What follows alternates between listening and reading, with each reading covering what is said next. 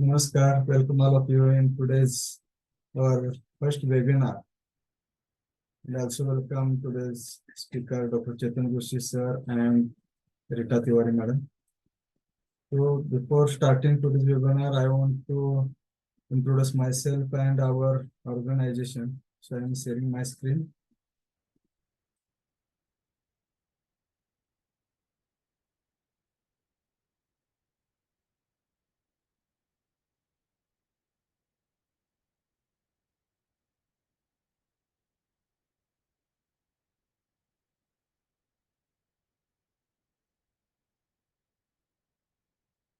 Is it okay?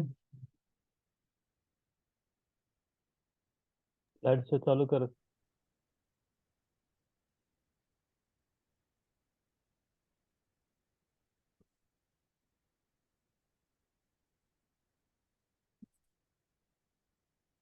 Okay.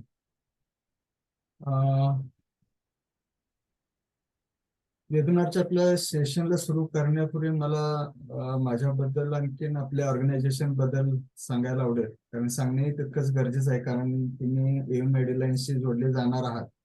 आणखी CCNP चा course तुम्ही आमच्या बरोबर करणार आहात. तर तुम्ही कोणत्या ऑर्गनायझेशनला कनेक्टेड आहात आणि तुम्ही काय शिकणार आहात याबद्दल माहिती असणं गरजेचं आहे. नेमकं ऑर्गनायझेशन ही काय करते. तर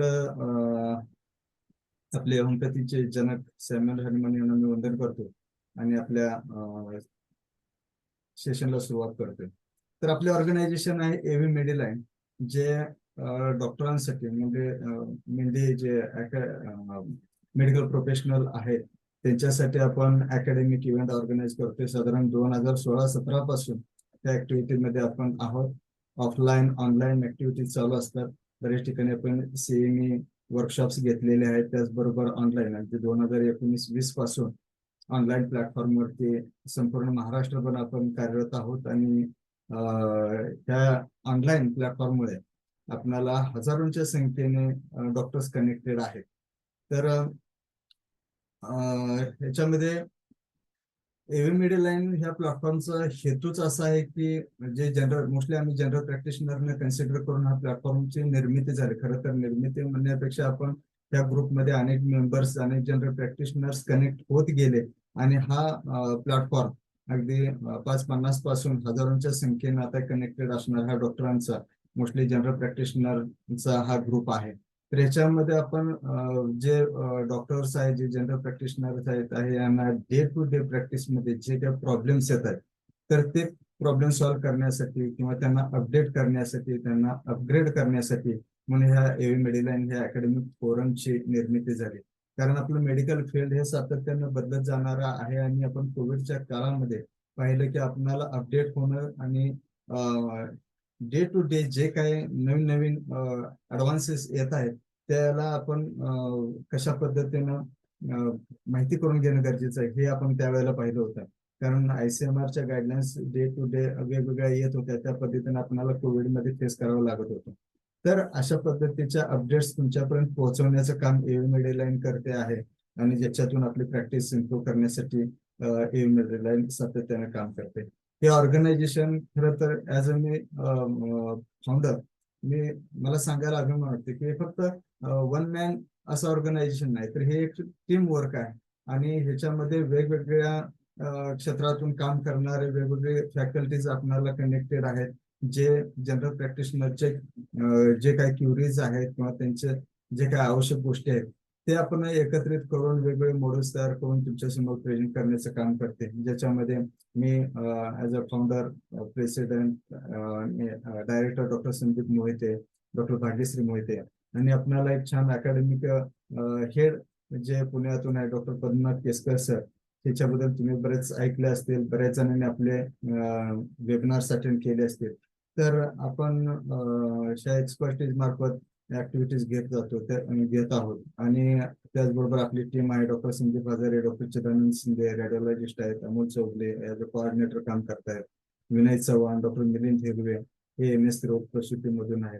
त्याचबरोबर हे ऍक्टिव्हिटीज सगळ्या रन करत असताना एक स्टँडर्ड असे एक टेक्निकल टीमची गरज असते जे तुमच्यापर्यंत आपल्या एव्ही मेडिलाईनचे ऍप वाचवण्याचं काम किंवा तुम्हाला ऍक्सेस चांगल्या पद्धतीने देणं किंवा वेबिनार चांगल्या पद्धतीने अटेंड करण्याचं काम हे टेक्निकल टीमचं काम आहे, ज्याच्यामध्ये आपले टेक्निकल हेड संतोष पात्रवड ते आपल्याला आमच्या ह्या टीम मधून तुम्हाला मदत करत असतात. त्याचबरोबर ह्या टीम मध्ये असणारे paediatrician doctor Bhavesh Shah, gynaec obstetric मधून डॉक्टर ज्योती सदावर्ते मॅडम हे आपल्याला मार्गदर्शन करतायत. खरं तर आमची टीम खूप मोठी आहे, वेगवेगळ्या अगदी गायनेक ऑब्स्टेट्रिक पेडियाट्रिक असेल, सर्जरी असेल, वेगवेगळ्या म्हणजे कार्डिओलॉजिस्ट असतील, त्यांची एक मोठी टीम आहे. ते प्रत्येक टॉपिकसाठी त्या फॅकल्टीज आपल्याला गाईड करत असतात आणि अपडेट्स आपल्यापर्यंत पोहोचवण्याचा आणि आपली प्रॅक्टिस इम्प्रूव्ह करण्याच्या दृष्टीनं मदत करत असतात. खरं तर आमचं व्हिजनच हे आहे आणि एक मिशन असं आहे की जनरल प्रॅक्टिशनर हा आपल्या इंडियन हेल्थ केअर सिस्टीमचा एक महत्वाचा भाग आहे, ज्याला आपण बॅकबोन म्हणू शकतो. जे प्रायमरी हेल्थ केअर प्रोव्हायडर्स आहेत हे महत्वाची भूमिका बजावतात. अगदी कोविड मध्ये सुद्धा तुम्ही पाहिलं असेल, फर्स्ट वेव्ह मध्ये खूप प्रॉब्लेम आले, पण सेकंड वेव्ह मध्ये बऱ्याच अंशी प्रायमरी हेल्थ केअर प्रोव्हायडर्स जे आहेत, जे जनरल प्रॅक्टिशनर आहेत, त्यांनी कोविडला थोपून धरण्याचा आणि आपल्या पेशंट, आपल्या फॅमिली पेशंटना आधार देण्याचं काम केलं. तर त्यांचीच प्रॅक्टिस क्वालिटी वाढवण्याच्या दृष्टीनं त्यांना अपग्रेड करणं गरजेचं आहे, त्यांचे स्किल डेव्हलप करणं गरजेचं आहे. कारण आपण बरेच 20, 25, 30 वर्ष प्रॅक्टिस करत असतो आणि कालांतराने काही गोष्टी त्या विस्मृतीत जात असतात, काही अपडेट्स आपल्यापर्यंत पोहोचत नाही, किंवा आपण कॉलेज लाईफ मध्ये किंवा इंटर्नशिप कालामध्ये आपण जे काही शिकलेलं असतो ते नेहमीच आपल्या प्रॅक्टिसमध्ये येतं असं नाही. तर त्या गोष्टी जसं आपण मागे राहायला लागतात, तर त्याच पुन्हा रिवाइज करणं गरजेचं असतं, तरच आपल्याला प्रॅक्टिसमध्ये इम्प्रूव्हमेंट होऊ शकते. तर ह्या दृष्टीनं आपण स्किल डेव्हलप करण्याच्या दृष्टीनं आणि त्यांचा एक कॉन्फिडन्स बिल्ड करण्याच्या दृष्टीनं वेगवेगळे आपण कोर्सेस ह्याच्यामध्ये घेतो आहोत. तर फक्त मॉडर्न प्रॅक्टिशनर किंवा ज्या इंटिग्रेटेड प्रॅक्टिशनर, जसं आपण होमिओपॅथी प्रॅक्टिशनर आहोत, त्याचबरोबर आपण मॉडर्न प्रॅक्टिस करतोय, इंटिग्रेटेड प्रॅक्टिस करतोय, काही प्रमाणात आपल्याला लिगली अलाव आहे म्हणून आपण त्या करतोय. तसंच आयुर्वेद प्रॅक्टिशनर आहेत, ते इंटिग्रेटेड प्रॅक्टिस करतायत. तर ह्या जनरल प्रॅक्टिशनर्ससाठी आपण मॉड्यूल्स तयार करतो. त्याचबरोबर प्युअर आयुर्वेद प्रॅक्टिस करणार आहे त्यांच्यासाठी आपली एक सेपरेट विंग चालू आहे, ज्याच्यातून आयुर्वेद प्रॅक्टिशनर चांगल्या पद्धतीने तयार होत आहे. आणि तसेच होमिओपॅथी प्रॅक्टिशनर आहेत, त्यांच्यासाठी आपण सेपरेट विंग रन करतोय, ज्याच्यामध्ये होमिओपॅथी स्टँडर्ड पद्धतीचे एक आयडियल प्रॅक्टिस करण्यासाठी, स्किल डेव्हलप करण्यासाठी आपण विंग रन करतोय. खरं तर आता हे एव्ही मेडिलाईनचे हे ऍक्टिव्हिटीज आहेत, त्याच्यातून नेमकं आपण काय देतोय, का आपण त्या एव्ही मेडिलाईनशी कनेक्टेड व्हायला पाहिजे. तर आतापर्यंत आम्ही जे काम करत आलोय, आम्ही कुठेही विशेष पब्लिसिटी करण्याची आम्हाला वेळ आली नाही. माउथ टू माउथ पब्लिसिटीतून प्रत्येक इव्हेंटला वेगवेगळे डॉक्टर्स कनेक्ट होत आहेत आणि आता हजारोंच्या संख्येने ह्या फॅमिलीमध्ये जोडले जात आहेत. ह्या गोष्टीचा आम्हाला अभिमान वाटतोय, कारण आमच्या ह्या अकॅडमी फोरम मध्ये जे स्पीकर्स आहेत ते एक्सपर्ट आहेत, त्या त्या विषयामध्ये, त्या त्या क्षेत्रामध्ये ते एक्सपर्ट आहेत. एक तर नॉलेज आहे आणि त्यांचं प्रेझेंटेशन आहे, कारण बरेच नॉलेज असणारे मेंबर्स असतात, पण ते समोरच्या व्यक्तीला त्या पद्धतीनं आपलं नॉलेज शेअर करू शकत नाहीत. पण आमच्याकडे असणारे फॅकल्टीज आहेत, ते आपलं नॉलेजही चांगल्या पद्धतीने शेअर करू शकतात आणि ते तुम्हाला एक चांगला कॉन्फिडन्स डेव्हलप करण्याच्या दृष्टीनं मदत करू शकतात. अशा पद्धतीचे आहेत आणि लेटेस्ट गाईडलाईन्स ज्या आहेत ते तुमच्यापर्यंत पोहोचवण्याचं काम, प्रॅक्टिकल ट्रेनिंग असेल, स्किल डेव्हलपमेंटसाठी असेल, त्याचबरोबर जे काही बिगिनर्स आहेत त्यांच्यासाठी आपण एक करिअर ऑपॉर्च्युनिटी सुद्धा आमच्या या एव्ही मेडिलाईनच्या माध्यमातून प्रोव्हाइड करतोय. कारण वेगवेगळ्या ठिकाणी प्लेसमेंट्स असतील, तर त्यांना त्या त्या क्षेत्रात स्किल डेव्हलप करणं, प्लेसमेंट करण्यासाठी एव्ही मेडिलाईन सातत्यानं प्रयत्न करते. आणि हा एकमेकास सहकार्य करणारा हा ग्रुप निर्माण झालेला आहे. आणि त्या पद्धतीने महाराष्ट्रात कुठेही असो, कोणत्याही भागातला प्रॅक्टिशनर असेल, तो एव्ही मेडिलाईनशी कनेक्टेड असेल, तर तो एकमेकाला हमखास त्याच्यामध्ये सहकार्य करत राहतोय. हे एक आमच्या दृष्टीनं आनंदाची आणि आमची ते एक चांगली अचिव्हमेंट आहे असं म्हणायला हरकत नाही. त्याच्यामध्ये आपण एव्ही मेडिलाईनच्या माध्यमातून अनेक कोर्सेस कंडक्ट करतोय, रेग्युलर सीएमईज आहेत, फिजिकल आणि ऑनलाईन ट्रेनिंग प्रोग्राम्स घेतोय.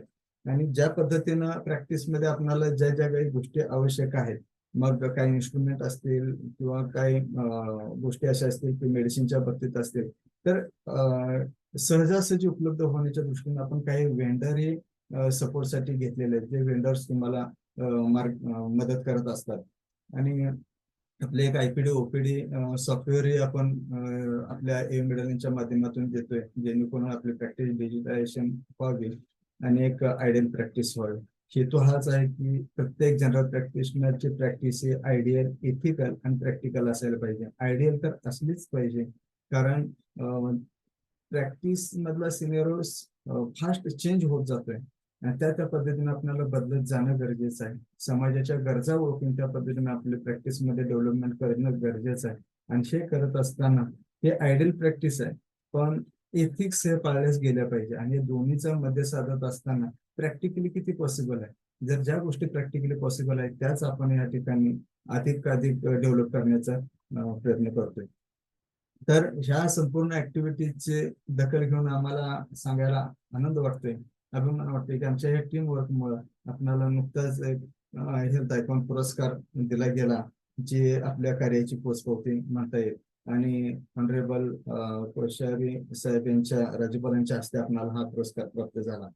तर हे करत असताना एक डिजिटलायझेशनची गरज आहे आणि 24 आवर आपल्या एव्ही मेडलाईनच्या पार्टिसिपेंटना ऍक्सेस मिळण्याच्या दृष्टीने आम्ही एव्ही मेडलाईन ऍप, अँड्रॉइड ऍप डेव्हलप केलं, ज्या माध्यमातून अगदी तुम्हाला 24 आवर सपोर्ट त्याच्यामध्ये मिळतोय आणि अगदी हाताच्या बोटावरती तुम्हाला ऍक्सेस भेटतोय. आणि वेगवेगळे टॉपिक्स, वेगवेगळे कोर्सेस त्याच्यामधून तुम्हाला लाईव्हही मिळतात आणि त्याचे रेकॉर्डिंग अवेलेबल असतात. त्यामुळे केव्हाही कुठेही कधीही तुम्ही ते ऍक्सेस घेऊन तुम्हाला एखादा टॉपिक हवा असेल, उदाहरणार्थ emergency management in general practice बघायचं असेल तर तुम्ही त्याच्यामध्ये ऍक्सेस मिळवू शकता. बेसिक इसीज इंटरप्रिटेशनचे आहेत, floor management, diabetes management, hypertension management, cardio diabetes management, असे अनेक वेगवेगळे कोर्सेस आम्ही त्याच्यामध्ये घेतलेले, जे लाईव्ह घेत राहतो. ऍडिशनल इन्फॉर्मेशन साठी आपण लाईव्ह घेतो. काही ना लाईव्ह जॉईन करता नाही आलं तर त्याच्यासाठी आपण रेकॉर्डिंग अवेलेबल करून देतोय. त्याचाच उपयोग आपल्याला हे सीसीएमपी कोर्स करत असताना तुम्हाला उपयोग होणार आहे, कारण तुम्ही काही कारण लाईव्ह सेशन नाही जॉईन करू शकला तर तुम्हाला रेकॉर्डिंग त्या ठिकाणी अवेलेबल होणार आहे. तर तुम्ही एव्ही मिडल लाईनशी कनेक्टेड व्हाल त्याची मला खात्री आहे, कारण बरेच आमचे जे मेंबर्स आहेत नेहमीचे जॉईन आहेत आणि काही नवीन मेंबर आहेत. यांच्या माहितीसाठी मी या ठिकाणी एव्ही मिडल लाईन बद्दल मी थोडक्यात माहिती सांगितली. खरं तर तुम्ही सीसीएमपी करण्यासाठी म्हणून ऍडमिशन घेतलेला आहे आणि त्याचा कोर्स करण्यासाठी तुम्ही आजच्या वेबिनारला जॉईन झालेला. खरं तर माझ्या दृष्टीने मी तुम्हाला सांगेन की सीसीएमपी हे तुमच्यासाठी गोल्डन ऑपॉर्च्युनिटी आहे. गोल्डन ऑपॉर्च्युनिटी ह्यासाठी की एक महत्वाची गोष्ट, तुम्हाला सीसीएमपीचं सर्टिफिकेट उपलब्ध होणार आहे, जेणेकरून तुम्हाला म्हणजे होमिओपॅथी प्रॅक्टिशनरना एक लिगली कुठेतरी ॲलोपॅथिक प्रॅक्टिस करण्यासाठी एक सपोर्ट मिळणार आहे. आणि दुसरी गोष्ट अशी आहे की जरी आपण 10-15-20 वर्ष प्रॅक्टिस करत असलो तरी सुद्धा बऱ्याच गोष्टी विस्मृतीत गेलेल्या असतात. ते रिवाइज करण्याच्या दृष्टीने किंवा ज्या गोष्टी माहीत नाहीत ते माहीत करून घेण्यासाठी हे 1 वर्ष हे तुमच्यासाठी चांगली संधी आहे. जर तुम्ही डेडिकेटली जर 1 वर्ष तुम्ही या सीसीएमपी कोर्ससाठी जर दिला तर 100% तुमच्या प्रॅक्टिसमध्ये एक आमूलाग्र बदल, एक ड्रामॅटिक चेंज तुम्हाला बघायला मिळेल. कारण आतापर्यंत आमच्या 4-1 वर्षांमधला अनुभव असा आहे की ज्याने या माध्यमातून सीसीएमपी केलेलं आहे त्यांच्या प्रॅक्टिसमध्ये खूप अतिशय छान बदल, म्हणजे एक प्रिसाइज प्रिस्क्रायबर कसा असायला पाहिजे, अगदी अचूक निदान, अचूक ट्रीटमेंट आणि प्रिस्क्रिप्शन हे तुमचे एक स्टँडर्ड वेटेजचं प्रिस्क्रिप्शन निर्माण होऊ शकतं. कारण तुम्ही फार्मॅकोलॉजी ह्या लेवलला शिकता की तुम्ही प्रिस्क्राईब करत असताना प्रत्येक मोलिक्यूल फार काळजीपूर्वक आणि जो प्रिसाइज जितकं आवश्यक आहे त्या ठिकाणी तुम्हाला वापरण्याचं एक स्किल निर्माण होतं. हे ह्या संपूर्ण कोर्सचा एक फलित आहे. फक्त सर्टिफिकेट घेण्यासाठी नाही तर तुमच्या प्रॅक्टिसमध्ये एक ड्रामॅटिक चेंज आणि अपग्रेडेशनसाठी सीसीएम हा तुम्हाला अतिशय उपयुक्त ठरेल यात शंका नाही. फक्त ते करत असताना तुम्ही एका स्ट्रॅटेजीने जाणं गरजेचं आहे. आता बऱ्याच जणांनी आम्हाला कॉन्टॅक्ट केला, त्याच्यामध्ये काहींनी प्रश्न निर्माण केला की आम्ही एक 50-60 हजार रुपये भरून मेडिकल कॉलेजला ऍडमिशन घेतलेलं आहे आणि आम्ही तिथं शिकणारच आहेत, मग तुमचा ऍडिशनल हा कोर्स घेण्याचा हेतू काय, काय आवश्यकता आहे. अगदी बरोबर आहे. तर आता 13-14 मेडिकल कॉलेजेस आहेत त्याच्यामध्ये ऍडमिशन झालेले. आता खरं तर मुळातच एक 2 ते 2.5 महिने त्या कोर्ससाठी लेट झालेले आहे. तुमची एक्झाम ही डिसेंबर मध्ये होणार आहे. तुमच्याकडे फक्त 270 दिवस मिळतात. त्या 270 दिवसामध्ये बरेच कॉलेजेस फक्त वन डे घेतला जातो, काही ठिकाणी दोन दिवस घेतलं जातं. त्याच्यामध्ये प्रॅक्टिकल आणि लेक्चर्स अशा स्वरूपाचं नियोजन असतं. कॉलेजेसनं या ठिकाणी एक त्यांची जबाबदारी आहे की करिक्युलम तुमचा ह्या दिलेल्या टाइम फ्रेम मध्ये पूर्ण करायचा आहे. करत असताना प्रत्येक स्पीकर, तुमचे त्या ठिकाणी उपलब्ध होणारे फॅकल्टी सगळेच एका स्टँडर्ड लेवलचे तुम्हाला भेटतील असं नाही. हा, निश्चित टीचिंग त्या ठिकाणी त्यांना जेवढं शक्य आहे त्या पद्धतीने केलं जातं. पण आपण प्रॅक्टिसिंग डॉक्टर्स आहोत, बऱ्याच जणांना प्रॅक्टिस मधून कॉलेज अटेंड करणं शक्य होते नाही होते अशा हेतूने बऱ्याच जणांनी प्रायव्हेट कॉलेजेस घेतलेले आहेत, जेणेकरून तुम्हाला ऍडजस्टमेंट करता येईल, ह्या सगळ्या गोष्टी पाहिलेल्या केलेल्या आहेत. पण हे करत असताना वाटतं की नाही, ठीक आहे, CCMP होऊन जाईल आपलं. पण आतापर्यंतचा एक अनुभव आहे की रिलॅक्स राहतात आणि शेवटच्या 2-3 महिन्यामध्ये इतक्या ट्रेसमध्ये जातात की बरेच जणांना ह्या ट्रेसमुळे आणि फार्माकोलॉजी कव्हर होत नाही, स्टडी होत नाही, आणि मग कसं एक्झाम मध्ये होणार, कारण एक्झाम म्हटलं की अंडर प्रेशर तुम्ही सगळे जातात. आणि ह्या प्रेशरमुळे बऱ्याच जणांनी हायपरटेन्शन लागले, बऱ्याच जणांना शुगर चालू झाले, काहींना MI बसला, काहींची दुर्दैवाने डेथ झाली. पण खरं तर एवढं टेन्शन घेण्याची गरज नाही. का? टेन्शन तर असायलाच पाहिजे. विदाऊट टेन्शन तुमचा स्टडी पण होणार नाही, तुम्ही एक्झाम फेस करू शकणार नाही.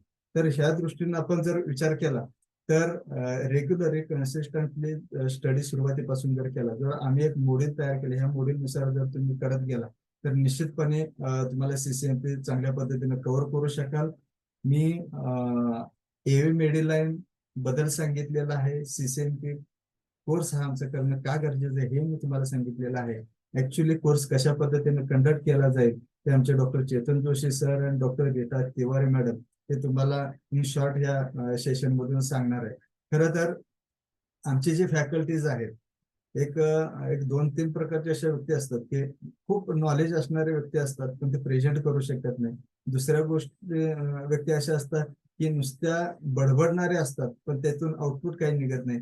पण आमचे दोन्ही फॅकल्टी असे आहेत की ह्या प्रतिक्रिया ज्या ह्याच्या पूर्वीचे पार्टिसिपंट होते त्यांच्या आहेत, त्याच मी तुम्हाला सांगतोय की ह्या दोन्ही फॅकल्टी असे आहेत, हे आमचे स्पीकर असे आहेत की नॉलेजेबल पण आहेत आणि ते प्रेझेंटेशनही त्या पद्धतीचं आहे जे तुम्हाला इतके सिम्प्लिफाय करून सांगतात की तुम्हाला समजणं खूप, म्हणजे फार्माकोलॉजी तसं किचकट आणि फास्ट असणार आहे, सहज सोप्या भाषेमध्ये तुमच्या समोर प्रेझेंट करण्याचे स्किल आमचे जे स्पीकर आहेत, म्हणजे हाडाचे शिक्षक आहेत, ते दोन्ही आहेत. आणि आमचं नशीब आहे की एव्ही मिडल साठी ते आम्हाला लाभलेले आहेत.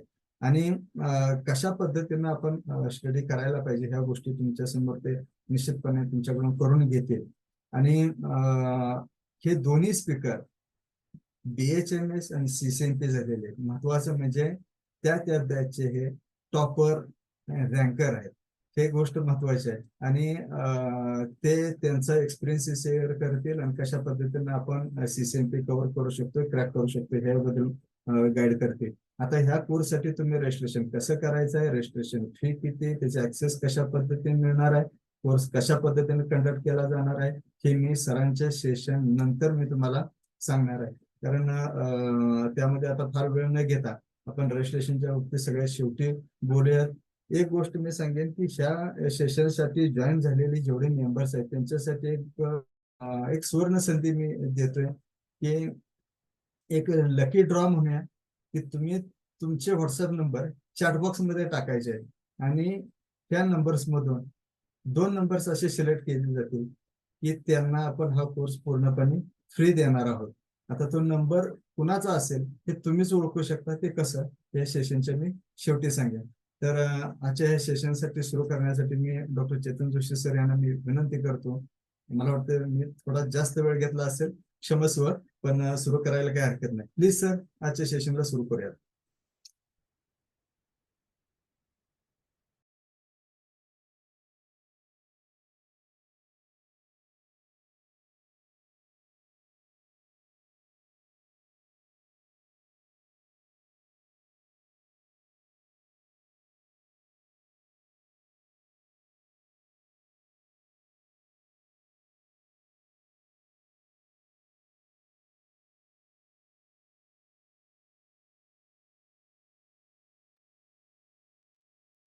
तर माईक चालू करायचं.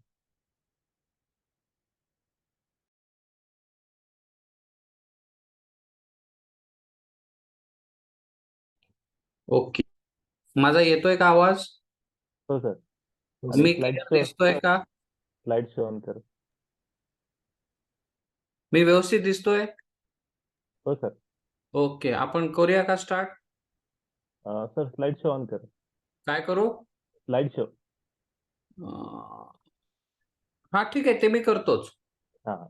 हा, तुम्ही करणार आहे. ओके.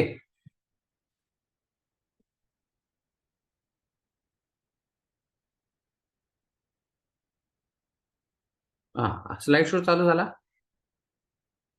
हो येस सर. सर. ओके, ठीक आहे. आता समथिंग अबाउट माय सेल्फ. मी डॉक्टर चेतन जोशी, कोल्हापूरमध्ये प्रॅक्टिस करतो. माझं CCMP झालं RCSM government medical college Kolhapur. I was a topper in the batch as well as युनिव्हर्सिटीमध्ये सुद्धा माझा रँक होती. तर CCMP बद्दल एव्हरीवन, सध्या आपण सगळ्यांनी ऍडमिशन्स वगैरे घेतले, तर आपण straightaway will come to the topic. आपण बाकी काही न बोलता, तर everyone of you is taking admission for this MUHS certificate course in modern pharmacology for homeopathic practitioners. आपण CCMPच्या कोर्ससाठी ऍडमिशन घेतलंय. सगळं छान चाललेलं, OPD मस्त होती, बाहेर पेशंट्स वगैरे होते. काय करायची गरज होती? तर गरज होती का, तर आपल्यावरती क्वॅक असं चिन्ह आलं, सम पीपल्स ना अटक झाली, तर त्याच्यातून एक way out, legal way out म्हणून we have done this CCMP course. त्या CCMP कोर्सला आपण ऍडमिशन घेतोय. आता CCMP कोर्समध्ये काय असणार आहे तेही मी सांगतो. म्हणजे नुसतं मी डायरेक्ट टॉपिकला न जाता व्हॉट इज CCMP कोर्स आणि तुम्हाला काय ह्याच्यात असेल हे समजून घ्या. CCMP कोर्समध्ये 2 सब्जेक्ट्स असतील. One is modern pharmacology and second is allied subjects. Allied subjects मधले प्री क्लिनिकल सब्जेक्ट्स नसणार आहे. जे क्लिनिकल सब्जेक्ट्स आहेत ते असणार आहे. का असणार आहे? तर preclinical is common for all pathies. त्याच्यामुळे ते म्हणतात की तुम्ही प्री क्लिनिकल येते. क्लिनिकल मधला मॉडर्न मेडिसिनचा अप्रोच यावा म्हणून त्यांनी मॉडर्न मेडिसिन, सर्जरी, OB-GYN आणि कम्युनिटी मेडिसिन म्हणजे आपल्या टाइमचं PSM हे इन्क्लूड केलेलं आहे. तर ह्या दोन्ही सब्जेक्टमध्ये काय असणार आहे? तर मॉडर्न फार्मॅकॉलॉजीसाठी तुम्हाला 100 मार्काची परीक्षा द्यायला लागणार आहे. त्यातली थेरी मार्क असेल 50 मार्काची आणि प्रॅक्टिकल असेल 50 मार्काचं. आता थेरीचा जो 50 मार्काचा असेल त्याच्यात 10 मार्काचे ऑब्जेक्टिव्ह MCQS क्वेश्चन्स असतील, 10 मार्काचे क्वेश्चन अँड आन्सर्स असेल. अलाइड मध्ये मेडिसिन, सर्जरी, OB-GYN, PSM याच्यासाठीही सेम पॅटर्न असणार आहे, फक्त डिस्ट्रीब्युशन वेगळं असणार आहे. थेरी 50 मार्काची असेल, 10 मार्काचे MCQS असतील. तर त्यातले काही मेडिसिनचे, काही सर्जरीचे, काही OB-GYNचे, काही PSMचे क्वेश्चन्स असतील. सिमिलरली जे 40 मार्काचे डिस्क्रिप्टिव्ह क्वेश्चन्स असतील ते सुद्धा काही मेडिसिन मधले, काही सर्जरी मधले, काही OB-GYN मधले, काही PSM मधले असे असेल. प्रॅक्टिकल मध्ये 2 केस टेकिंग असतात आणि टेबल वायवाज असतात. This is for the exam. Passing criteria काय आहे समजून घ्या. Very important. एक्झामच्या वेळी टेन्शन येत नाही if we go systematically. Passing criteria is 50%. 100 पैकी 50 मार्क मिळायला पाहिजे. सो मॉडर्न फार्मॅकॉलॉजीमध्ये 50 मार्क मिळायला पाहिजे. अलाइड सब्जेक्ट्समध्ये 50 मार्क मिळायला पाहिजे. प्लस 1 मार्क ग्रेस आपल्याला युनिव्हर्सिटी देते की ठीक आहे 10 मार्काचा ग्रेस. त्याच्यामुळे 50-50 आणि त्यात जर 100 होत नसेल तर एक 10 मार्काचा ग्रेस, पण minimum 50 should be there in a subject. तर कंबाईंड पासिंग, हा कंबाईंड पासिंग क्रायटेरिया लक्षात द्या. This is very important. Combined passing criteria ह्याचं का महत्व आहे की थेरी आणि प्रॅक्टिकल दोघात मिळून 50 झाले पाहिजे. पहिले कसं असायचं, जी CCMPची इनिशियल बॅच होती की नाही त्याला कंबाईंड पासिंग नव्हतं. थेरीमध्ये 50 पैकी 25 कंपल्सरी होतं, प्रॅक्टिकलमध्ये 50 पैकी 25 कंपल्सरी होतं. बट नाव थेरी आणि प्रॅक्टिकल दोन्ही मिळून 50 झालं तर you pass. That is good and easy for passing. Passing थोडंसं इझियर झालंय. ना आता CCMP कोर्स करायचा जर आपलं ठरवलंय तर आता परत अभ्यास करायचा.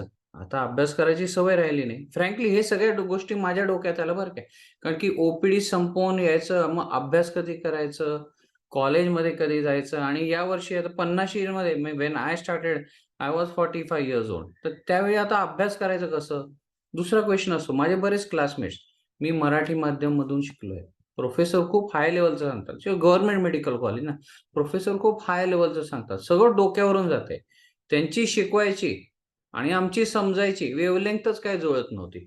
Many times it happen so. OPD असते, हेक्टिक प्रॅक्टिस असते. ओपीडी सांभाळायची का फॅमिली लाईफ सांभाळायचं का अभ्यास सांभाळायचं, सगळं अगदी डिस्टर्ब झालेलं होतं. Literally it was disturb. त्याच्यामुळे हे सगळं झाल्यानंतर आणि शेवटी पास झाल्याशिवाय सीसीएमपीचं सर्टिफिकेट मिळत नव्हतं. त्याच्यामुळे खूप टेन्शन आलेलं होतं. पहिल्या दिवशी आता प्रत्येक बॅचमध्ये असं आहे ना, एखाद दोन अतिशहाणे विद्यार्थी असतात.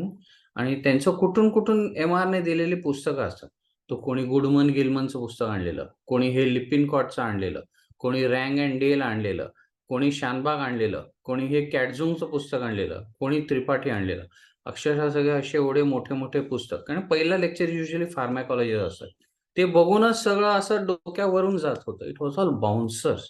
त्याच्यामुळे वी वर ऑल्सो कन्फ्युज. म्हटलं आता हे असेल तर परत सर्जरीसाठी बेलीला उघडायला लागतंय, क्लिनिकल दास उघडायला लागतंय, पार्क अँड पार्क उघडायला लागणार, दत्ताचे गायनेक ऑब्स्टेट्रिक्स आणि डेव्हिडसन हे परत आता उघडायचं 1 वर्ष आणि practice. It was very very hectic, खूप हेक्टिक.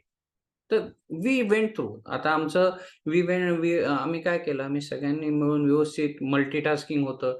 आम्ही सगळ्यांनी डिवाइड करून घेतले टॉपिक्स. आम्ही क्लासमेट्सने आम्ही बरोबर डिस्कशन्स करत होतो, ग्रुप डिस्कशन्स करत होतो. Then we also went for MCQ साठी आम्ही सगळे बसून MCQ सॉल्व्ह करत होतो. And everyone, our batch was the first batch ज्याचा 100 रिझल्ट लागला.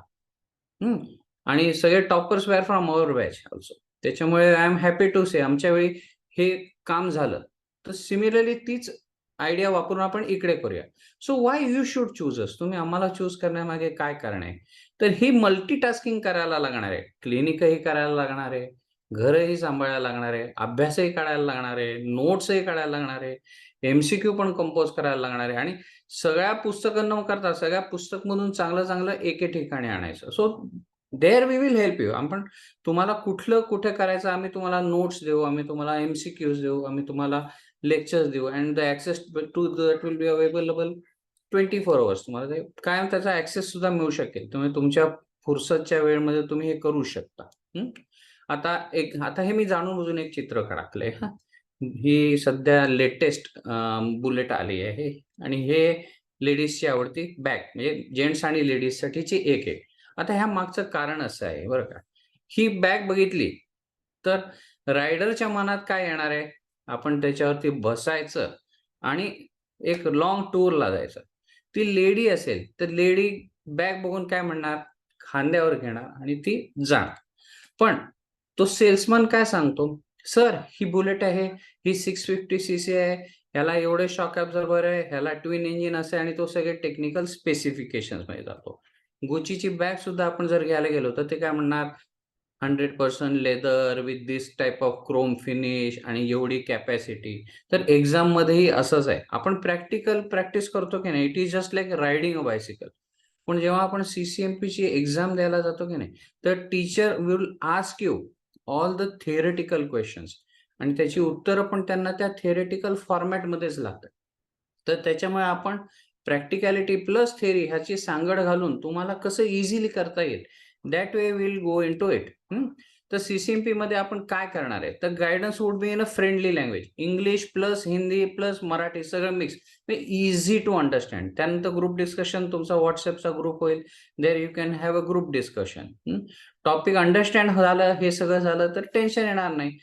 क्लिनिक करता करता आपण सहज पासही होऊन जाऊ. आता आपण काय करायचंय, हा 1 महिना क्लिनिक मधून तर सुटका नाहीच आहे, we have to do it that. जो मधला आपल्याला रिकामा वेळ मिळतो तो आपण त्यात कुठलंही इकडे तिकडे डिस्टर्बन्सेस न करता प्रायोरिटीज राईट ठेवायचे, अर्जुनासारखा फोकस ठेवायचा आणि सहज म्हणजे very easily you can pass it. It is not at all difficult. आपण तेवढं इझी करून देऊ. लेक्चर्समध्ये टॉपिक पूर्णपणे समजवला जाईल, त्याचे क्वेश्चन आन्सर्स फॉर्मॅटमध्ये नोट्स दिले जातील, MCQ सुद्धा दिले जातील. तर MCQ सुद्धा तुम्ही हे सगळं केलं तर I guarantee you that 100% you can pass and you will pass for that matter. आता पुस्तकांवरती येऊया. अतिशहाणी लोक असतात, गुडमन घेऊन आलेले असतात, रँग अँड डेल आणलेलं असते, एखाद्याने कॅटझुंग आणलेलं असते, एखाद्याने हे लिपिनकॉट आणलेलं असते. These are best books. खूप चांगली पुस्तक आहे, पण आपल्याला CCMP पास होण्यासाठी ह्याची गरज नाही. तुम्हाला रेफरन्ससाठीच पाहिजे असेल तर these are two good books. या दोन्हीपैकी कुठलंही एक पुस्तक वापरा. हे तारा शानबागचं फार्मॅकॉलॉजी आणि त्रिपाठीचं फार्मॅकॉलॉजी. ज्याला शॉर्ट अँड स्वीट पाहिजे असेल त्यांनी तारा शानबाग वापरायचं. ज्यांना डिटेल्समध्ये पाहिजे असेल तर त्रिपाठीचं पुस्तक वापरायचं. I will tell you about pharmacology बरं का. प्लस पासिंगसाठी मी जे नोट्स देतोय ते करा. That is 101% sufficient. 100 ने 101% सांगतो तुम्हाला पासिंगसाठी ते सफिशियंट आहे. ते ह्या 2 प्लस बऱ्याच ह्याचं सगळ्यांचं मिळून अर्क काढलेले नोट्स आहे. So in that there will be part of Shanbhag, there will be part of Tripathi, part of all others also. तर this is what give you. तर एक चला आता हे सगळं बडबड खूप झाली. Let us have an introductory lecture. एक इंट्रोडक्टरी लेक्चर घेऊया ऑन फार्मॅकॉलॉजी. हे सगळं झालं, व्यवस्थित झालं तर तुम्ही स्वतःवर कॉन्फिडन्स एवढा येईल की जे आय कॅन डू इटचं आय कॅन डू इट असं होऊ शकते. So coming to pharmacology. तर फार्मॅकॉलॉजी तुम्हाला कॉलेजमध्ये शिकवले जातील तर टॉपिक वार डिस्ट्रीब्युशन कसं असणार आहे. The first would be general pharmacology. मी जाणून बुजून त्याला मार्क आणि हायलाइट केलेले का तर pharmacology is base of the study. या जनरल फार्मॅकॉलॉजीच्या बेसवरती हे बाकी सगळे त्यांचे सिस्टमिक फार्मॅकॉलॉजी डिपेंडेंट असणार आहे. त्यानंतर असणारे ऑटोनॉमिक नर्वस सिस्टमची pharmacology, drugs affecting cardiovascular functions, renal pharmacology, drugs on CNS, autacoids, respiratory system, drugs for treatments of gastrointestinal diseases, drugs affecting coagulation and blood formation, endocrines, uterus, किमोथेरपीमध्ये सगळे anti microbials, antibiotics, anti fungals, antivirals असणार. आणि शेवटचा group आहे ते miscellaneous drugs. Anti cancer drugs आले, त्याच्यामध्ये ORS आला, हिमॅटिनिक्स आले, चिलेटिंग एजंट्स आले, व्हॅक्सिन्स आले. This all will come in the miscellaneous drugs. तर हे अशा तऱ्हेने असणार आहे. तर आजचा आपला टॉपिक आहे ना, आजचा आपण टॉपिक घेऊया तो ह्याच्यातून घेऊया. पुढे जनरल फार्मॅकॉलॉजी. कारण की कुठल्याही कॉलेजमध्ये सर्वात पहिले तुम्हाला जनरल फार्मॅकॉलॉजी करतात. तुम्ही कार शिकवायला गेला ड्रायव्हिंग स्कूलमध्ये, तो काय म्हणतो, डायरेक्ट गाडी चालवा असं म्हणतो का? नाही, तो गाडीची थेअरी समजवतो. काय म्हणतो की इथे स्टिअरिंग असते, इथे गिअर असते, इथे क्लच असतो, इथे ब्रेक असतोय, इथे ऍक्सेलरेटर असते. हे असं केलं की असं होतंय, तसं केलं की तसं होतंय. बंपर टू बंपर ड्रायव्हिंग आहे सांगतात की नाही तसं. So to master the pharmacology first you should understand general pharmacology. जर जनरल फार्मॅकॉलॉजी कळाली तर systemic pharmacology is very easy. तर general pharmacology is divided into 2 parts. The first is pharmacokinetics and second is pharmacodynamics. आता लक्षात ठेवा हा, pharmacokinetics, kinetics is underlined in red letters मध्ये. तर कायनेटिक्स म्हणजे काय आपल्याला माहिती आहे, कायनेटिक्स म्हणजे मोशन. साधं फिजिक्समध्ये.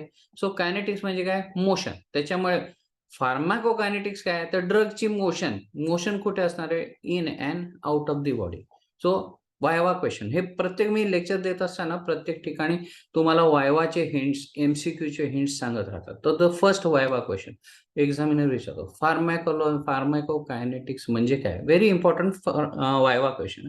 So pharmacokinetics is motion of the drug in and out of the body and the study of that motion is pharmacokinetics. So what is pharmacokinetics? It refers to the movement of the drug in and alteration of the drug by the body. म्हणजे drug बॉडीमध्ये जातो कसा, तो पसरतो कसा, तो excrete कसा होतो, तो मेटाबॉलाइज कसा होतो, how it is thrown out. So all these things come under pharmacokinetics. Examiner विचारतो फार्मॅकोकायनेटिक्स तुम्ही मला एका शब्दात एक्सप्लेन करा. Second viva question. तर आपण म्हणायचं ADME.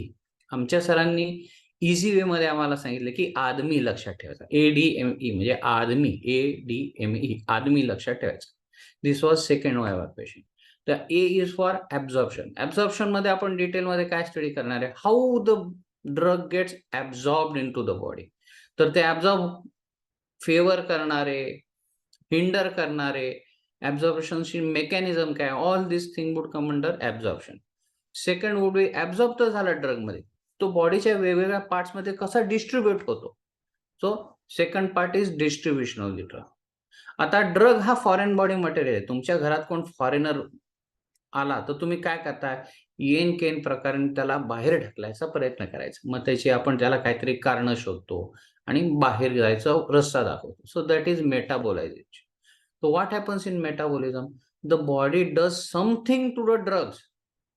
It transforms the drug into something by which it can be easily thrown out of the body. Bodyला बाहेरची वस्तू पाहिजे नसते. So everything including the drug is also metabolized. आपण आपल्या कामासाठी तो ड्रग आत घालतो, पण बॉडी म्हणतो मला माहिती नाही, तू बाहेरचा आहेस, तुला बाहेरचा रस्ता दाखवायला पाहिजे. So that is metabolism. And last is excretion of the drug. तो ड्रग बॉडीमधून कसा कसा एक्सक्रीट केला जातो. So all these 4 things would be studied in pharmacokinetics. आदमी लक्षात ठेवा. सो एक्झामिनरचा आणखीन एक वायवा क्वेश्चन, फार्मॅकोकायनेटिक्स हा quantitative aspect of the drug आहे का क्वालिटेटिव्ह ऍस्पेक्ट आहे. तो pharmacokinetics is the quantitative aspect of the drug. Qualitative comes in pharmacodynamics, तेही सांगतो तुम्हाला, but afterwards. So what is pharmacokinetics? The pharmacokinetics is study of the quantitative aspects of the drug, the study of the time course of the drug. ड्रगचा time course म्हणजे काय, तुम्ही drug खाल्ल्यापासून बाहेर येईपर्यंत तो कसा जातो, कसा बाहेर येतो, ही सगळा टाइम कोर्स हा त्याच्यामध्ये येतो. आता ड्रग बॉडीमध्ये गेला की त्याची ती थेरप्युटिक आणि टॉक्सिक इफेक्ट्स बरोबर काय रिलेशनशिप आहे, that is also comes under pharmacokinetics. आता सेकंड पार्ट, फार्माकोडायनॅमिक्स. डायनॅमिक आपण म्हणतो की नाही, काय डायनॅमिक पर्सनॅलिटी आहे हो, म्हणतो की नाही. सो काय आहे, सो फार्माकोकायनेटिक्स इज त्या ड्रग बद्दलची माहिती. So what that drug does to the body, drugs बॉडीमध्ये कसं काम करतो. So that comes under फार्माकोकायनेटिक्स.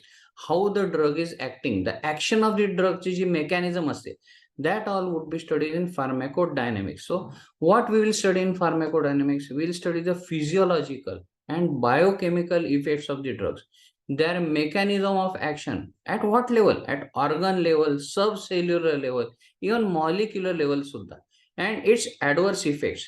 हे सगळं आपण हे स्टडी करणार आहे. So now what is today's topic? Today's topic is this. आपण एक फार्माकोकायनेटिक्स मधला एक टॉपिक घेऊया, आणि हो हा जो आदमी जो आहे की नाही, ADME, ह्यातला डिस्ट्रीब्युशन पार्ट मधला एक छोटासा टॉपिक आहे. सो डिस्ट्रीब्युशन मध्ये plasma protein binding, this is one small topic, कारण की वेळेच्या अभावी आपल्याला एक छोटासा एक शॉर्ट नोट आपण हे घेऊया. So what today will study about plasma protein binding. Will study it in A different वे. का तर प्लास्मा प्रोटीन बाइंडिंग समजण्यासाठी थोडासा किचकट टॉपिक आहे, आपण थोडंसं इझी करून हे करूया. So what happens, the drug is taken in the body. आपण इंजेक्शन नाही म्हणा, कारण की ड्रग बऱ्याच मेथडने आत जातं. So drug some way goes into the body, the drug is absorbed into body. त्यानंतर बॉडीमध्ये झाल्या त्या सगळ्या ठिकाणी तो डिस्ट्रीब्यूट होतो. सो डिस्ट्रीब्यूट होताना तो कसा डिस्ट्रीब्यूट होतो, so some way somehow the drug enters this blood circulation. ही एक ब्लड वेसल आहे. तिकडे तो काय करतो, that drug is attached to plasma proteins. आजचा टॉपिक आहे ना, प्लाझ्मा प्रोटीन बाइंडिंग. त्या ब्लड वेसलच्या बाजूला आहे, दिस इज एक्स्ट्राव्हास्क्युलर कंपार्टमेंट. आणि तिकडे काय असते, तिकडे इंट्रासेल्युलर फ्लुइड असते, एक्स्ट्रा सेल्युलर म्हणजे इंटरस्टिशियल फ्लुइड असते, म्हणजे सेल्सच्या आजूबाजू. आता हे फक्त कल्पना आहे बरं का. इथे हिपॅटिक सेल्स सुद्धा असू शकतील, इकडे रिनल सेल्स सुद्धा असू शकतील, इथे muscular cells, but here these cells are considered as representative cells. कुठलाही तुम्ही टिश्यू घ्या, कुठेतरी एक ब्लड वेसल असेल, त्याच्या आजूबाजू त्या टिश्यूचे सेल्स असतील, आणि त्याच्या आजूबाजूला सगळे इंटरस्टिशियल फ्लुइड असेल. So for pharmacokinetics everywhere you will consider this thing into consideration. एक काहीतरी व्हास्क्युलर कंपार्टमेंट आहे, ज्याला आपण हायवे म्हणूया. जे कुठले व्हेकल्स येतात, दे कम टू धिस हायवे, त्या हायवे थ्रू ते येतात बॉडीमध्ये. टिश्यू कंपार्टमेंट काय आहे, तर इट इज ऑल एरिया अलाउंड, ह्या हायवेच्या आजूबाजू असलेली ही सगळी गावं आहेत. प्लास्मा प्रोटीन्स काय, तर दीज आर व्हेकल्स, ते त्या ड्रगला या ठिकाणी आणतात, आणि इथून मग त्या गॅप्स मधून त्यांच्या इच्छित ठिकाणी ते जातात. And what are the drugs, now you consider them as the people in or on the vehicle. आपण on the vehicle म्हणूया, कारण की plasma proteins are the vehicles on which they move here and there. Okay, तर आपल्या बॉडीमध्ये total body water in a body, सर्वसाधारणपणे आपण जर 70 किलोचा मनुष्य धरला, if you consider a person of 70 kgs, his total body water would be around 42 liters. Now this is very important image. आता हे शानबाग मधून घेतलेली आहे. व्हेरी इम्पॉर्टंट स्टडी जेव्हा तुम्हाला येईल तेव्हा. Total body water is around 42 litres. त्यातला एक्स्ट्रा सेल्युलर फ्लुइड जो आहे that is 14 litres and intra cellular fluid is 28 litres. त्यातला एक्स्ट्रा सेल्युलर फ्लुइड मध्ये काय असणार आहे? 3 litres is the plasma. 10.5 is the interstitial fluid in the compartment and transcellular fluid is 0.5. हे intracellular म्हणजे जे काही सेल्स आहे त्याच्या आतमध्ये जे फ्लुइड कंटेंट आहे तो हे. So this is the total हे. तर आपण जेव्हा केव्हा ड्रग्स घेतो की नाही, आणि ड्रग्स मध्ये आपण बघितलेलं की this drugs are bound to plasma proteins. तर ड्रग्स ह्या प्लाझ्मा प्रोटीन्स वर आले तर काय काय drugs heavy high molecular weight असतात. तर हाय मॉलिक्युलर वेट ड्रग्स असेल तर ह्यातून बाहेर पडणार आहे का? या पट्टीतून बाहेर पडू शकत नाही. So high molecular weights they remain in this intravascular compartment. ते आणि काय काय ड्रग्ज असे असतात लाईक वॉरफेरिन. वॉरफेरिन हा ड्रग खूप लक्षात ठेवा हा. जरी आपण किती वापरत असो, कधी कमी वापरतो, कधी जास्त वापरतो, पण एक्झामिनरचा वॉरफेरिन हा फेवरेट ड्रग आहे. हिपॅरिन एक्झामिनरचा फेवरेट ड्रग आहे. त्याच्यावरती तो क्वेश्चन्स विचारतो. भले प्रॅक्टिकल लाईफ मध्ये किती इम्पॉर्टंट आहे question, it depends from practitioner to practitioner. But from exam point of view heparin is an important drug. Warfarin is an example important drug, कारण की त्याच्यावरती प्रश्न विचारता येतात. So the drugs which are having high molecular weight, drugs which are extensively bound to the plasma protein, they are restricted to the vascular compartment. Vascular compartment मध्ये ते drug असतात. आता this is a viva question. Which drugs are restricted to the vascular compartment? तर vascular compartment मधले असलेले drug कुठले? तर there are two type of drugs. One which have high molecular weight and another drugs which are extensively bound to the plasma proteins. These two category of drugs are restricted to the vascular compartment. आता vascular compartment मध्ये drug असणार. vascular compartment किती आहे? छोटाच आहे. आपलं जे plasma ब्लडचे जे आहेत तेवढाच आहे. त्याच्यामुळे that drug will be always in the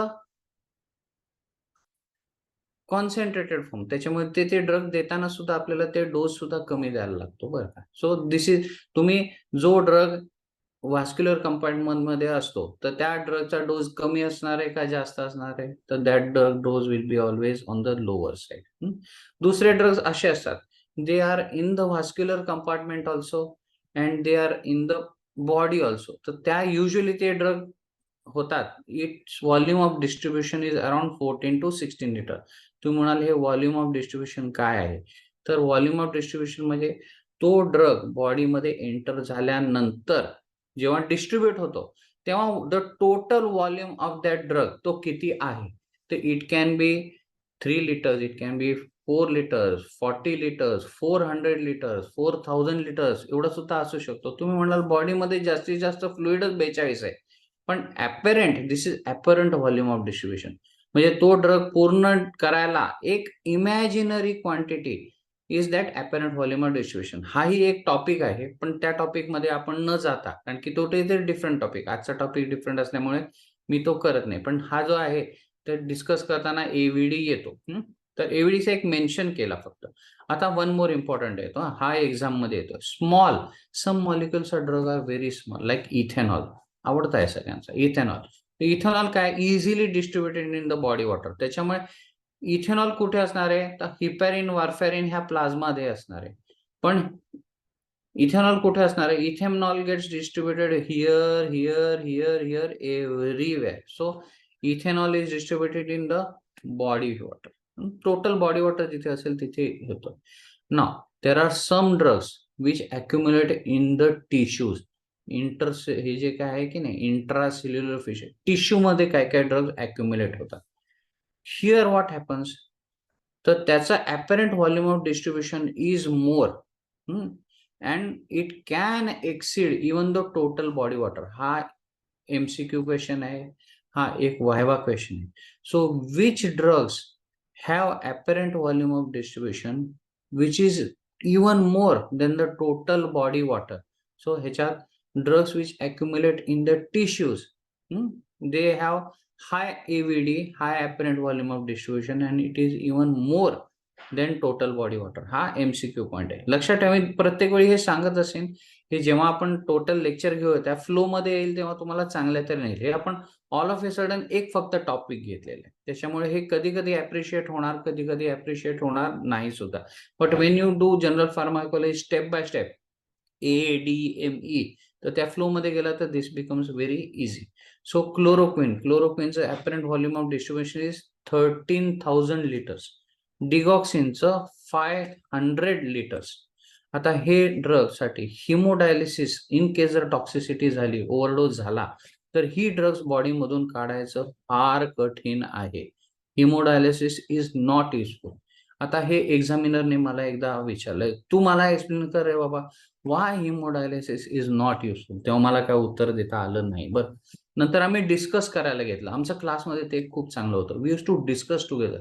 group discussion is very important. I will advise you also to do group discussion. तर मग नंतर आम्ही ग्रुप डिस्कशन केलं. तर ग्रुप डिस्कशन मध्ये कोणाचं डोकं कुठे चालेल सांगता येत नाही ना. तर हे परत मी तुम्हाला जुना टॉपिक घेतोय, जुना इमेज दाखवतो आणि त्याच्यात फक्त मार्किंग्स केलेले. तर आता जे जास्त प्लास्मा प्रोटीन बाइंडिंग असलेले ड्रग कुठे तर वॉरफेरिन हे इकडे येतात. आणि काय काय ड्रग्ज आहेत जे टिश्यू मध्ये जातात, ते टिश्यू मधले ड्रग्ज ते इकडे जाणार आहे. तर समजा ओव्हरडोस झाला आणि आपण जर हिमोडायलिसिस करायचं ठरवलं, तर व्हॉट विल हिमोडायलिसिस डू. हिमोडायलिसिस मध्ये आपण डायलेसेट फ्लुइड पाठवतो. It goes through the blood circulation आणि प्लास्मा मधूनच जातो. तर डायलेसेट फ्लुइड हे इकडूनच जाणार आहे. तर ज्या ज्या वस्तू किंवा जे जे ड्रग्स हे ह्या कंपार्टमेंट मध्ये आहेत, those drugs can be easily removed by hemodialysis. So a drug like warfarin can be easily removed by hemodialysis in case of toxicity.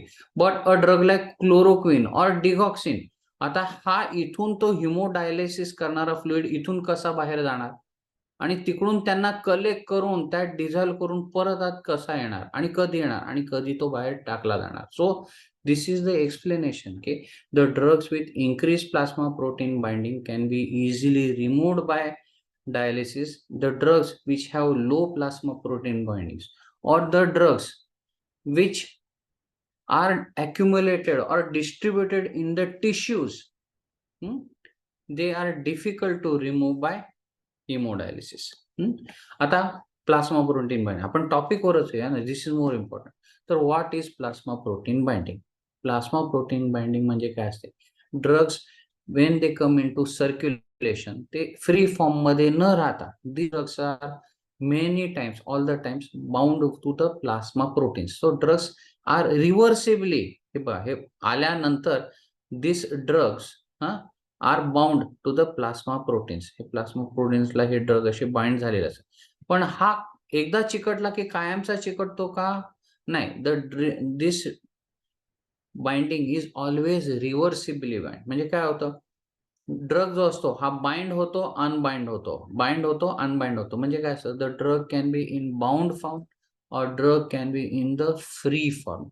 Drug bound form मध्ये असू शकतो का ड्रग हा फ्री फॉर्म मध्ये असू शकतो. तर कुठलं, this is one more MCQ question.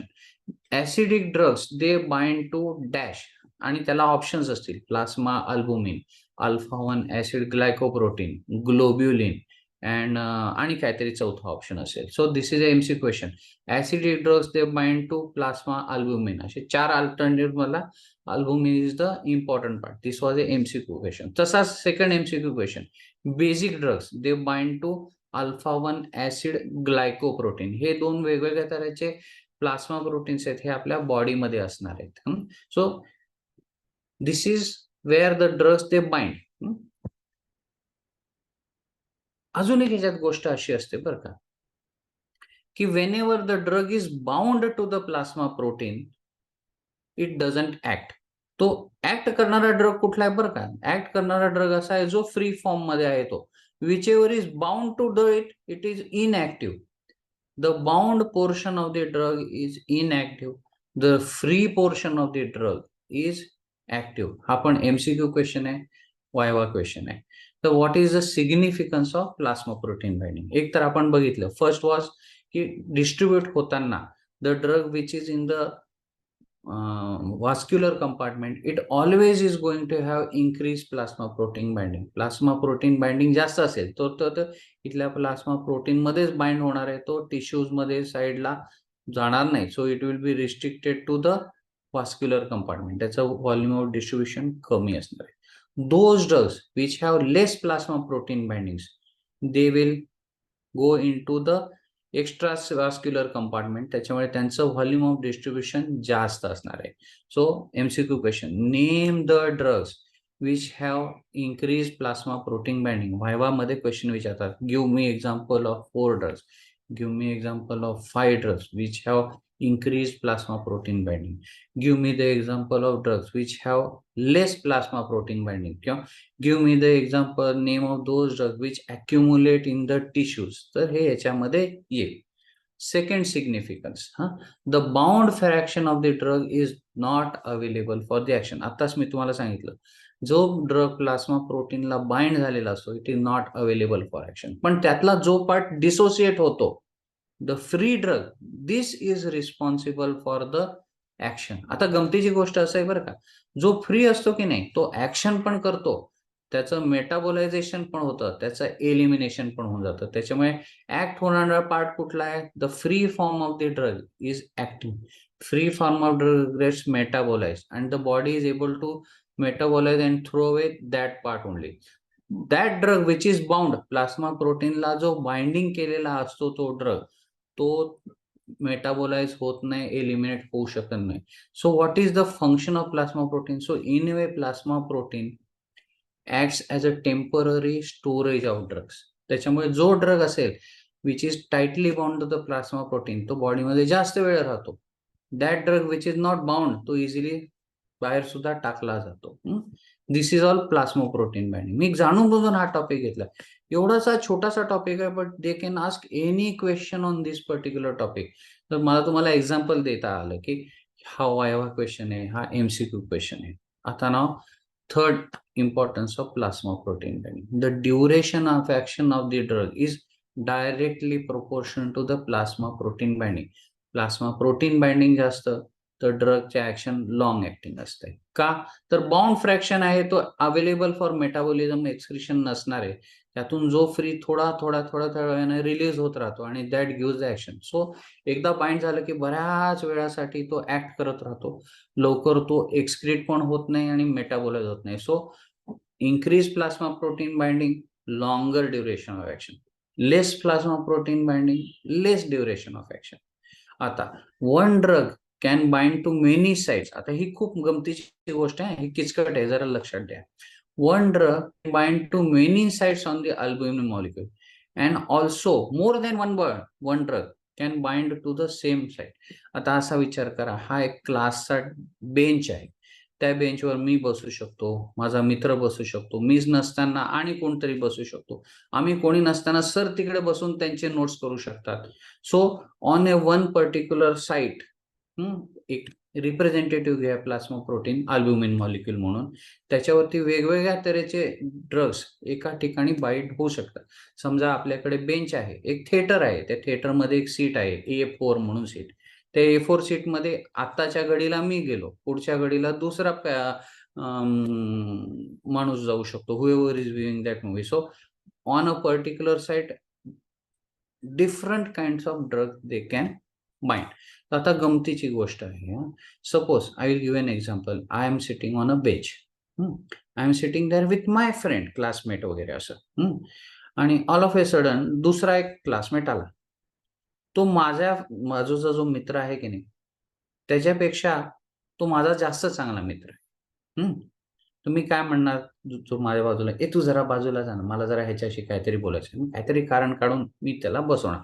So what I am doing, I am displacing, लक्षात द्या, I am displacing one drug from that albumin molecule. Albumin मॉलिक्युलवर मी पण बसलेलो होतो आणि तो दुसरा माझा मित्रही होता. पण काय झाला, एक दुसरा ड्रग आला आणि त्याने त्याला डिस्प्लेस करून टाकलं. So now I and my friend, the other friend, we are sitting on that bench. थोड्या वेळाने काय होतं, तो पिऊन येतो, चला जावा, तुमचा लेक्चर इकडे नाहीये, तुमचा लेक्चर आता PSM डिपार्टमेंटमध्ये आहे. तुम्ही तिकडे जावा, इथे आता ते MBBS वाली पोरं बसतील. So we all are displace by some other. So हे डिस्प्लेसमेंट येतच जाते. ज्याची जास्त affinity, the drug which has more affinity for that plasma protein, it will bind more tightly and it can also displace the previous drug from the albumin molecule. हे लक्षात आहे. आता हे बघा, लक्षात आहे. थोडंसं किचकट वाटलं की नाही, पण this is all very important for viva. Viva मध्ये विचारतात की प्लास्मा प्रोटीन बाउंड ड्रग आहे, which drug has a higher affinity. It can be that highly plasma protein bound जो ड्रग असतो, and if it has a lower affinity, it can be displaced by a highly protein bound drug which has a higher affinity, giving rise to toxicity. हा खूप important viva question आहे. आणि याचा example आहे की aspirin displaces sulfonylureas, indomethacin, phenytoin they displace warfarin, sulfonamides and vitamin K displace bilirubin. That is a bad conduct interaction. आता आम्हाला exam मध्ये सुरुवातीला लेक्चर मध्ये हे असंच समजवलं, आम्हाला काही कळालं नाही. मग आमच्यातला एक बहादूर मुलगा होता, त्याने आम्हाला मस्त एक्झाम्पल दिला. ही वॉज व्हेरी दर्दी माणूस. त्या दर्दी माणसाने आम्हाला मस्त एक्झाम्पल दिला की अरे असं आम्हाला काही कळालंच नाही की प्लास्मा प्रोटीन बाइंडिंग मध्ये डिस्प्लेसमेंट आणि हे कसं कसं होऊ शकतं. तर त्याने आम्हाला एक्झाम्पल दिलं. तर आता मी त्या एक्झाम्पल मध्ये कॅरेक्टर्स थोडे बदलले, पण यू कॅन अंडरस्टँड की हे सध्या this family was very much in news. आपली सानिया मिर्झा आहे, त्यांचे पती आहेत, एक्स पती आहेत आणि त्यांचा चिरंजीव आहे. दे वर व्हेरी हॅपी फॅमिली. तर this Sania Mirza was bound to this particular person आणि यांचं बाइंडिंग होतं. So this is a drug and this is the plasma protein. All of a sudden काय झालं, हिची एफिनिटी कदाचित कमी झाली. This particular lady came, this person has more, this drug had more affinity for this particular plasma protein. त्याच्यामुळे काय झालं, this previous drug was displaced and new drug got attach to this plasma protein molecule. आता तुम्ही मला सांगा, आपल्या लेकीमध्ये काय कमी होती, सानिया मिर्झामध्ये काय कमी होती. So this was a good molecule and this had high plasma bonding to this particular molecule. पण काय झालं, this new drug, ह्या ड्रग मध्ये काही खराबी नव्हती. this new drug had more affinity for this particular plasma protein. So what happened, this particular new drug, आता जी सना जावेद जी होती, it came and it displaced Sania Mirza. आता लक्षात आलं. आता परत आपण हे वाचूया. Highly protein bound drug, this is highly plasma protein bound drug, but this has a lower affinity, so it can be easily displaced by a highly plasma protein bound drug with a higher affinity and this can give rise to toxicity. आता toxicity कसं आहे, we'll give an example. First example, aspirin displaces sulfonylurea. आता एखादा diabetic केस आहे, तर diabetic केस आहे, तो regularly सल्फोनिल्युरिया घेतोय, ग्लिम्पेराइडची गोळी घेतोय. त्याला काहीतरी झालं आणि त्याला काहीतरी दुखायला लागलं, डोकं दुखायला लागलं आणि तो मेडिकलच्या दुकानात जातोय, मला डिस्प्रिनच्या 2 गोळ्या द्याव, मला जरा बरं वाटून दे. तो डिस्प्रिनची गोळी खातो आणि थोड्यानंतर असं बेशुद्ध त्याच्या घरात सापडलेला असतो. डॉक्टरकडे जातो आणि त्याला हायपोग्लायसेमिया असतो. So what had happen in this particular case, त्याने अगोदर सल्फोनिल्युरिया घेतलेला असतो. हा सल्फोनिल्युरिया त्या अल्बुमिनला ऍक्ट करत असतो आणि त्यातला थोडासा free portion of the drug, त्याच्यामुळे त्याचं शुगर कंट्रोल होत असते. That was sufficient. आता काय झालं, ॲस्पिरिन आलं, हे सगळा सल्फोनिल्युरिया बाहेर पडला तर कुठे गेला, तर it all went into the circulation आणि त्याने काय केलं, hypoglycaemia. This is a bad displacement interaction. Second example, bleeding. एखादा पर्सन, डीबीटीची केस आहे, वॉरफेरिन घेत असतोय, त्याला अचानक काहीतरी दुखायला लागलं, त्याला मायग्रेनचा अटॅक आला किंवा लो बॅक पेन आला, त्याला इंडोमिथॅसिनची गोळी दिली, किंवा त्याला एखादा कन्व्हर्जन आला आणि त्याला न्यूरोकडे गेला, न्यूरोला माहिती नव्हतं की हा बाबा वॉरफेरिन घेतोय आणि त्याने त्याला फेनिटॉइन दिला. आणि what happens, warfarin which was initially bound to this particular proteins, but affinity किती आहे? लोअर अफिनिटी आहे. अ न्यू ड्रग फेनिटाईन म्हणा, इंडोमिथॅसिन, त्याची अफिनिटी जास्त आहे. तर this gets bound to this plasma protein आणि this particular warfarin gets displaced. त्याच्यामुळे काय झाला? वॉरफेरिनचा free form of warfarin is more in the body. So more free warfarin in the body काय होणार? INR सगळा गोंधळ करणार and that person will land in to bleeding episode. So this is a bad interaction. One more, एक लहान बच्चू आहे, 4 दिवसाचं 5 दिवसाचं बच्चू आहे आणि त्याला न्यूनेटल जॉन्डिस झाला. बॉडी आपलं काय करते? बिलिरुबिनला कॅच करते आणि it tries to keep that bilirubin level in control. Self repair mechanism असते ना, तर हे जे बिलिरुबिन असतं ते बॉडीमध्ये त्या प्लाझ्मा प्रोटीनला अटॅच असतं. त्याच्यामुळे स्लोली ते बिलिरुबिन मेटाबोलाइज होतो आणि तो न्यूनेटल जॉन्डिस असतो तो थोडा थोडा हळूहळू करत कव्हर होत जातो. पण काही कारणाने जर त्याला इन्फेक्शन बसलं आणि एखाद्याने त्याला सल्फा ड्रग दिली किंवा ओव्हर एन्थुझियाझम मध्ये कधी आपण त्याला व्हिटॅमिन के दिला, तर काय होतो? दिस सल्फोनमाइड्स और दिस व्हिटॅमिन के ते displace the bilirubin. Bilirubin displace झाल्यावर काय होणार? तर मोर बिलिरुबिन एक्सेस होणार and that bilirubin enters the CNS system. CNS सिस्टमचे जे गँग्लिया असतात त्याला जर बिलिरुबिन अटॅच झाला तर तो कायमचा attachment and it causes kernicterus, ब्रेनच्या jaundice, which is very fatal to the body. So this is bad. आता coming back to the example, आपल्याला सानिया मिर्झा किंवा सना जावेद किंवा तिच्या हजबंडशी काही घेणं देणं नाही. Will focus on the medicine. मेडिसिनमध्ये काय होतंय? तर एक्झाममध्ये व्हायवा क्वेश्चन, एक्झामिनर क्वेश्चन विचारतो, give important displacement interactions of plasma protein binding.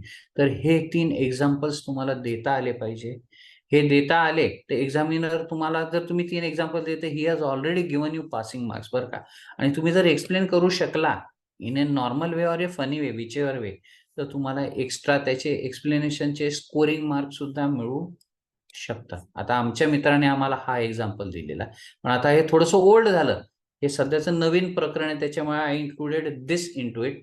त्याने आम्हाला करीना कपूर आणि अमृता सिंगची स्टोरी सांगितलेली. For the fun part I am telling. आम्हाला सांगितलेलं तर हे होतं. आता same this thing happens. Now what plasma protein binding आपण कंटिन्यू करूया. One more important of plasma protein binding in hypoalbuminuria. एखादा पेशंट आहे, क्रॉनिक अल्कोहोलिक आहे, त्याला अल्बुमिनच्या लेवल्स ऑलवेज कमी आहेत. What happens in that? तर प्लाझ्मा प्रोटीन बाइंडिंगच कमी होतं. अल्बुमिन कमीच असतं ना, त्याच्यामुळे फेनिटॉइन सारखा ड्रग, वॉरफेरिन सारखा ड्रग, फ्युरोझमाइड सारखा ड्रग, त्याचं free form of the drug is more in the circulation. त्याच्यामुळे एखादा जर अल्कोहोलिक असेल त्याला फेनिटॉइनचा डोस कमी द्यायला लागतो, वॉरफेरिनचा डोस कमी द्यायला लागतो, फ्युरोझमाइडचा डोस कमी द्यायला लागतो. हायपो अल्ब्युमिनुरिया नुसतं अल्कोहोलिक मध्ये नसते, एखादा माल नरिश पर्सन आहे त्याच्यामध्ये सुद्धा अल्ब्युमिनुरिया आहे. So in these cases, if you are giving phenytoin, if you are giving warfarin, or if you are giving furosemide, you have to decrease the dose. So dose adjustment साठी सुद्धा हे plasma protein binding is important. And last, शेवटी will finish up, to manage the toxicity of the drug. The toxicity of the drug झालं तर काय होणार आहे? Highly plasma protein bound असतात जे drugs, they are difficult to remove by hemodialysis. कारण की कसं आहे, इट इज जस्ट लाईक तेलाचा डाग चिकटला आपल्या शर्टला, so there is more plasma protein binding, so it is difficult to remove by hemodialysis. त्यात पण you have to use more dialysis fluid. हिमोडायलिसिसने अजून काढायला डिफिकल्ट ड्रग कुठला असतो? तर two categories of drugs are very difficult to remove by hemodialysis. First is drugs with very high plasma protein binding, and second is category of drugs which have high tissue distribution. So two category of drugs are difficult to remove by hemodialysis. Viva question है बरं का, which drugs are difficult to remove by dialysis? Name the drugs which are difficult to remove by dialysis. तर highly plasma protein bound drugs जे असतात ते difficult to remove by dialysis असतात, आणि those drugs which go into the tissues, chloroquine सारखे drug, those are difficult to remove by hemodialysis. आता viva question one more, किंवा आपल्या थेरी पेपर असतो की नाही, त्याच्यामध्ये 2 फुल क्वेश्चन असतात 7.5 मार्काचे, 3 शॉर्ट क्वेश्चन. फुल म्हणजे तरी तुम्हाला 5-6 क्वेश्चन हे द्यायला लागतात बरं का, 5-6 पेजेस लिहायला लागतात.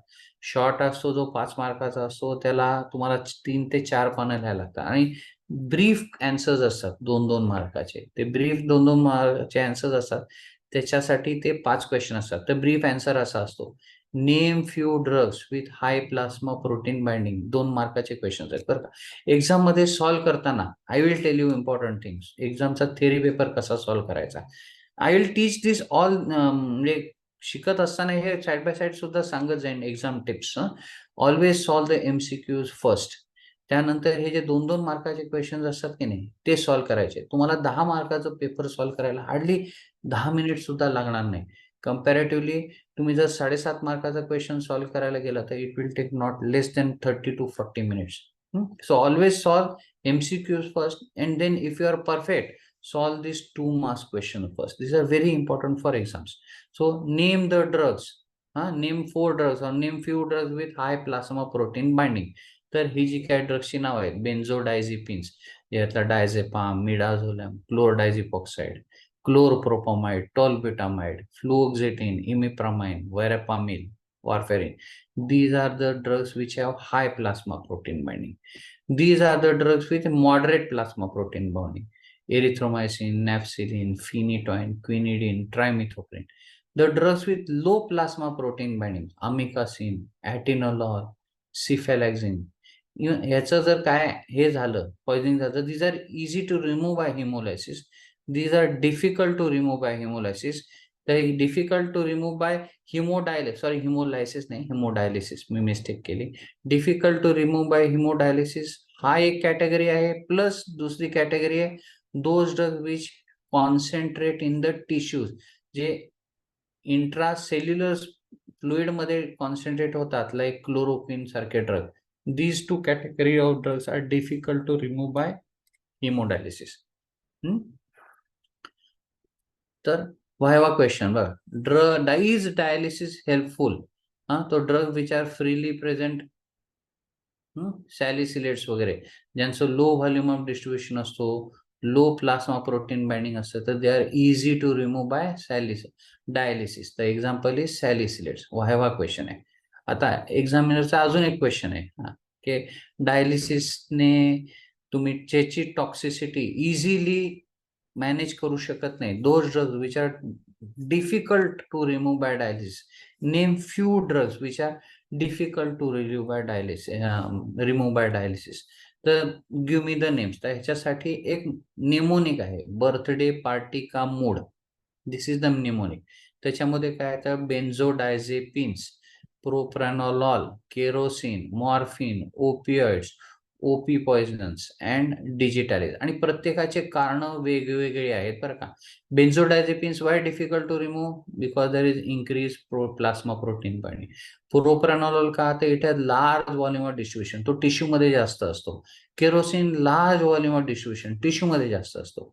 Morphine, opioids, OP and digitalis. So birthday party का मूड, बर्थडेचा बी, पार्टीचं पी, काचं के आणि mood MOOD. So this is an important viva question. So दुसरा पण एक आहे निमोनिक, ज्याला हा निमोनिक आवडत नसेल, बर्थडे पार्टी का मूड, त्यांनी हे वापरायचं. Avoid dialysis in. तर A इज एम्फिटामाइन्स, V इज वेरापामिल, O इज OPN, organophosphates and opioids, I is imipramine, D is digitalis, and D is for diazepam. So this is plasma protein binding. आता मी शेवटी एकच सांगेन, CCMP ला आपण ऍडमिशन घेतले, आपल्याला करायला तर लागणार आहे. सुपरमॅन कोण आहे? आपण स्वतः सुपरमॅन आहे. Have confidence in your self, believe in your self. Me Superman आहे असं जर तेव्हा फोकस करून तुम्ही जर अभ्यास केला, तर तुम्ही प्रॅक्टिस, तुमची फॅमिली, तुमचा अभ्यास सगळं इझिली बॅलन्स करून you can easily pass the CCMP exam. Okay. Target फक्त लक्षात ठेवा. टार्गेट काय, आपल्याला 50 अधिक 50 आणायचे आहे. कमी पडले तर 10 मार्काचा ग्रेस आहे. आणि हे सगळं व्यवस्थित होलं तर मी 100% पास होणार आहे. CCMP क्लिअर इझिली करू शकतो. Okay. Thank you very much. So this is all from my side. I hand over again to Mohite sir. Okay, thank you, sir.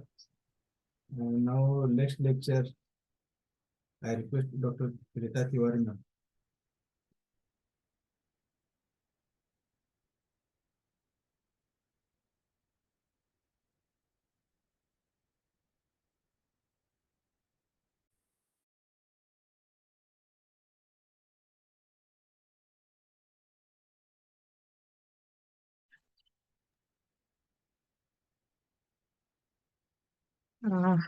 Good afternoon all. Am I audible? आवाज आ रही है मेरी? हाँ हाँ, yes ma'am. Okay, okay. First of all, I would like to greet my Honorable Chetan Joshi sir, my guru. He has taught me pharmacology. I have joined the batch when I was in CCMP. So अभी मुझे जैसे जैसे sir बता रहे थे, I was all recalling my things जो भी sir ने समझाया था. First of all, I would like to introduce myself. Dr. Rita Tiwari. I did CCMP from GMC Nagpur. I was the topper, university topper of pharmacology, and we did our pharmacology from GMC. मी प्रयत्न करणार की मी तिन्ही language वापरू. मराठी माझी थोडीशी weak आहे, तर English, Hindi, Marathi तीनों लँग्वेज में I will try to give और एक्सप्लेन थिंग्स. ठीक है. अभी maximum part Chetan Joshi sir has already explain you about the course के बारे में आपको पूरा समझा दिया है कि कोर्स कैसा है, क्यों करना है हमको सीसीएमपी, और मतलब एज अ प्रैक्टिशनर क्यों जरूरत है हमको सीसीएमपी के लिए. ठीक है, तो वो सब डिटेल्स ऑलरेडी सर ने कवर कर दिया है. अब I will be taking the allied part. Allied CCMP के जैसे दो पेपर होते हैं, एक है फार्मैक और दूसरा है अलाइड. अलाइड का ऐसा है कि अलाइड का जो वेटेज है वो 50 मार्क्स का है. अब अलाइड हम लोग थ्रू आउट, जैसे बीएचएमएस लोग हैं, सारे होम्योपैथी डॉक्टर्स हैं, हम लोग ने पूरे हमारे जो सेशन में हमारी जब स्टडीज हमने किए हैं तब हमने अलाइड पढ़े हैं. तो अलाइड थोड़ा सा इजी है पढ़ने के लिए. Pharmac is little bit new for us, तो फार्मैक हम लोग थोड़ा डिटेल में हमको जीरो से शुरू करना पड़ता है. बट अलाइड पार्ट ऐसा है कि हम लोग ऑलरेडी पढ़े हुए हैं और हम लोग प्रैक्टिस करते हैं, तो वो हमारे लिए ऑलरेडी नोन चीजें हैं. बट व्हाट इज इम्पोर्टेंट हमारे लिए, क्या इम्पोर्टेंट है exam point of view, exam को क्लियर करना. मेरे को याद है चेतन जोशी सर का कि फर्स्ट सेंटेंस रहता था सर का कि पहले आप सीसीएमपी पास करो, बाद में आप डिटेल चीजें पढ़ाओ. ठीक है, तो यही फोकस लेके चलेंगे कि हमको सीसीएमपी एग्जाम पास करना है. पास करने के लिए आपको फार्मैक का भी वेटेज चाहिए, प्लस अलाइड भी साइड बाय साइड चाहिए. अलाइड में ऐसा है कि अलाइड में जो टॉपिक्स आते हैं, तो उसमें आता है सर्जरी, आता है गायनेकोप्स, आता है मेडिसिन, आता है पीएसएम है, पीडियाट्रिक्स है. तो ये सारे टॉपिक्स है. अब इसमें अकॉर्डिंग टू वेटेज, वेटेज कितना है, तो मेडिसिन जो है, मेडिसिन का वेटेज ज्यादा है, गायनेकोप्स का भी ज्यादा है, पीडियाट्रिक्स में जो लॉन्ग क्वेश्चन आते हैं वो है, और जो पीएसएम है वो एकदम लास्ट में आता है क्योंकि पीएसएम का वेटेज कम है. तो वैसे ही ऑर्डर से हम लोग क्लासेस लेंगे, वैसे ही ऑर्डर से हम लोग जो सेशंस रहेंगे, हमारे जो टॉपिक्स रहेंगे वही ऑर्डर से लेंगे.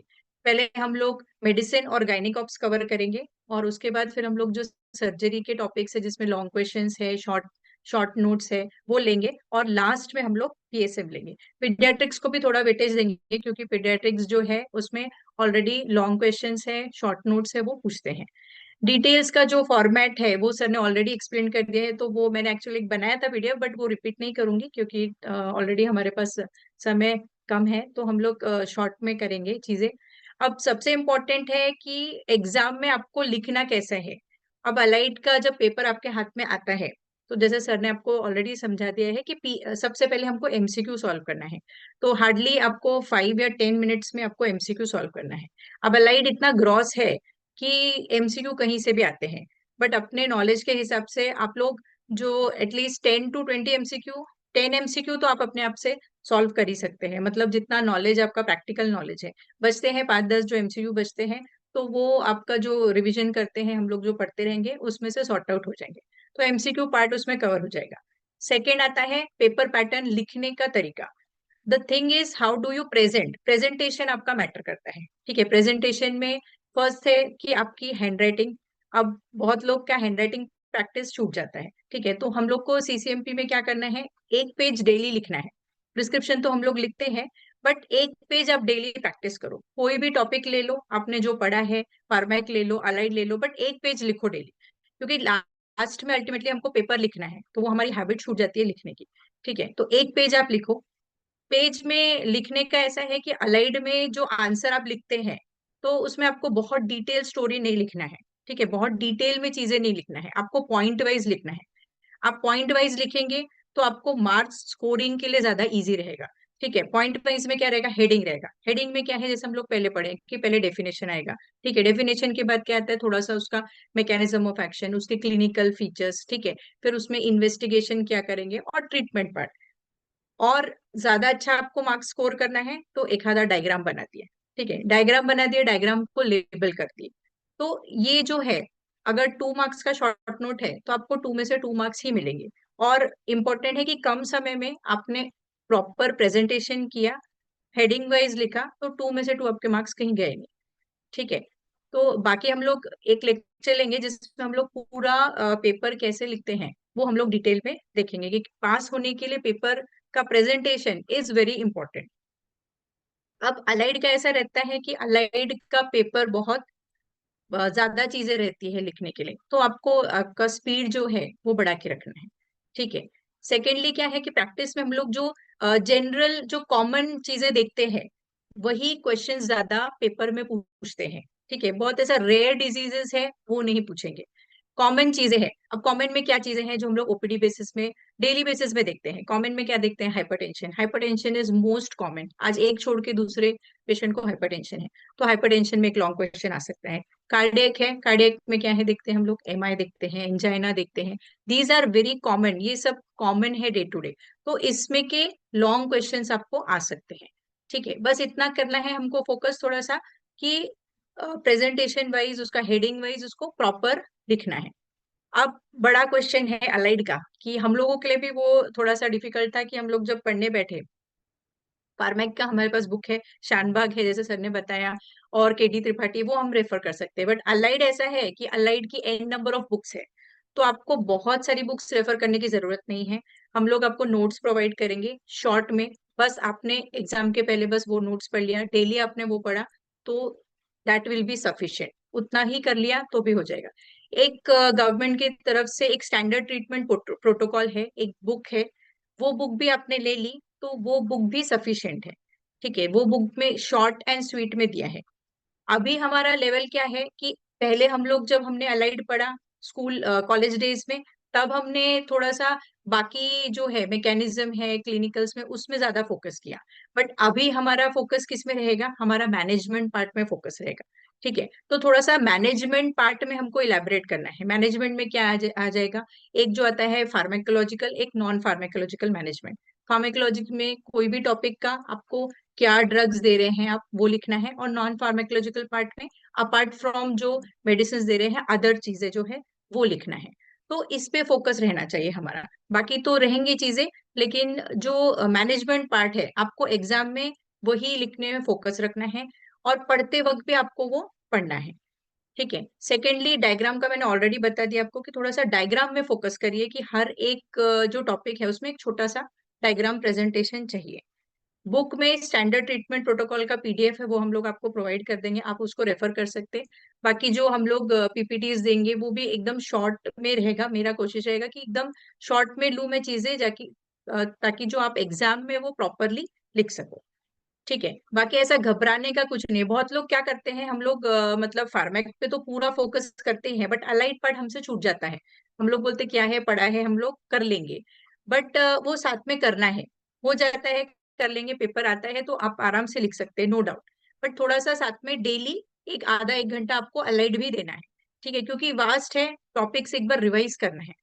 बहुत बुक्स लेके नहीं बैठना है। हाँ, बुक्स लेके आप बाद में डिटेल स्टडी कर सकते हैं जब आप सीसीएमपी पास हो गए।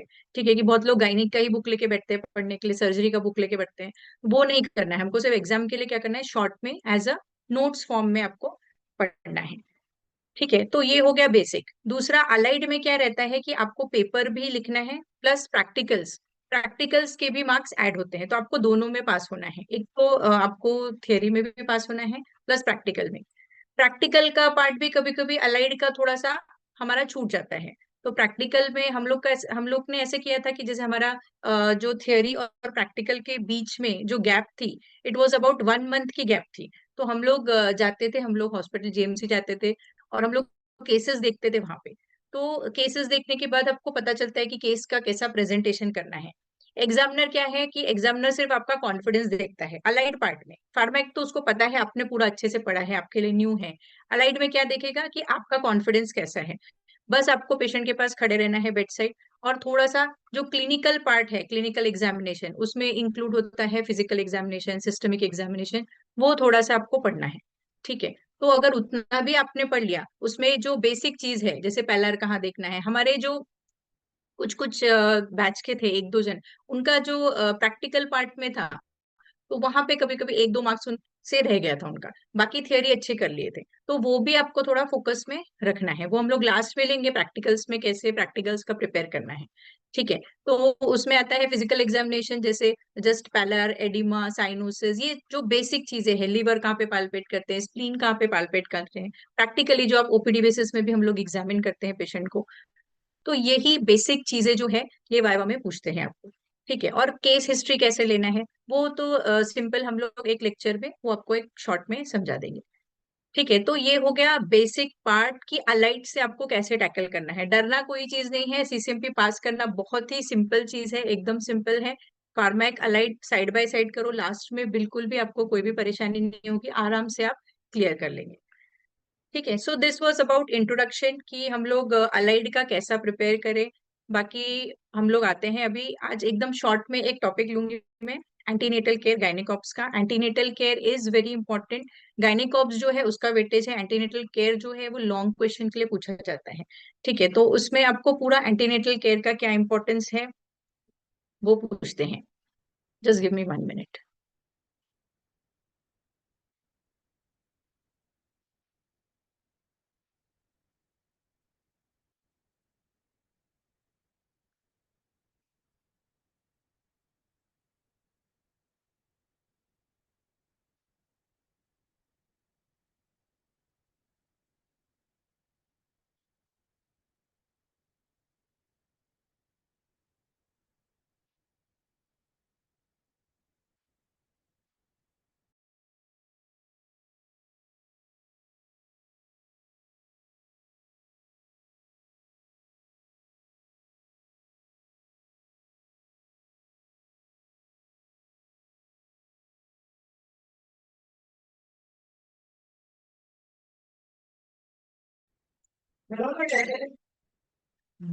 ओके, स्क्रीन क्लियर है, दिख रही है sir? Yes ma'am. Okay okay, और आवाज मेरा क्लियर है? क्लियर है, clear. Okay okay, thank you. Okay, तो हम लोग डायरेक्टली आते हैं एंटीनेटल केयर में। अभी एंटीनेटल केयर जो है वो बहुत ही इंपॉर्टेंट पार्ट है प्रेगनेंसी का। ठीक है। अब अर्ली डेज में क्या रहता था कि जो रूरल एरियाज में जो रहते थे, तो वो लोग डेली हॉस्पिटल विजिट में नहीं जाते थे। ठीक है। क्योंकि मैक्सिमम होम डिलीवरी होती थी, तो वहां पे क्या है कि कॉम्प्लिकेशन ज्यादा होते थे प्रेगनेंसी के। मोर्टेलिटी रेट जो था वो ज्यादा था, ज्यादा डेथ रेट होता था। बट अभी के सिनेरियो में क्या है कि everywhere there is a PHC, छोटा छोटे हॉस्पिटल्स पीएचसी अवेलेबल है रूरल एरिया में भी। तो वहां भी अभी थोड़ा अवेयरनेस आ गया है, जो डेथ रेट है वो कम हो गया है। इसीलिए जो एंटीनेटल पार्ट है वो बहुत ही इंपॉर्टेंट पार्ट है प्रेगनेंसी का। अब एंटीनेटल पार्ट इंपॉर्टेंट क्यों है? एक तो मदर को हम लोग प्रिपेयर कर रहे हैं साइकोलॉजिकली प्लस फिजिकली, कि जो पूरा उसका जर्नी है प्रेगनेंसी का और डिलीवरी, उसके लिए हम लोग उसको तैयार करते हैं, ताकि उसमें जो भी कॉम्प्लिकेशन हो वो टैकल हो सके, और जो आने वाला बेबी है वो हेल्दी रहे। तो मेन दो ऑब्जेक्टिव्स है। अब ये जो एंटीनेटल केयर है, आपको इसमें दो टॉपिक्स कवर हो जाएंगे। एक तो पीएसएम में भी एंटीनेटल केयर बहुत पूछते हैं, प्लस गायनिकॉप्स में भी एंटीनेटल केयर पूछते ही हैं। ठीक है। अभी इसीलिए ये इम्पोर्टेंट है। और जैसे आप लोग एडमिशन्स लिए होंगे, तो जीएमसी में भी हमारे पास अलग से एंटीनेटल केयर यूनिट रहता है। वहाँ पे डेली जो एएनसी पेशेंट्स है वो आते हैं, तो उनका एग्जामिनेशन करना। इवन अगर एग्जामिनर प्रैक्टिकल्स में भी, अगर आपका गायनिक का है प्रैक्टिकल, तो उसमें भी एएनसी के केसेस हैं, तो वो भी आपको पूछते हैं, तो उसमें भी आपको हेल्प होगा। मतलब 3 in 1 बोल सकते हैं हम लोग कि एक एएनसी पढ़ रहे हैं तो अपने को 3 in 1 काम में आएगा। गायनेकोप्स में भी काम आएगा, पीएसएम में भी काम आएगा, प्रैक्टिकल्स में भी काम आएगा, और बहुत ही छोटा टॉपिक है बट इम्पोर्टेंट है। ठीक है। तो बेसिकली करते क्या है इसमें एंटीनेटल केयर में, एक तो सिस्टमिक पूरा एग्जामिनेशन करते हैं मदर का। ठीक है, उसमें क्या आएगा पूरा,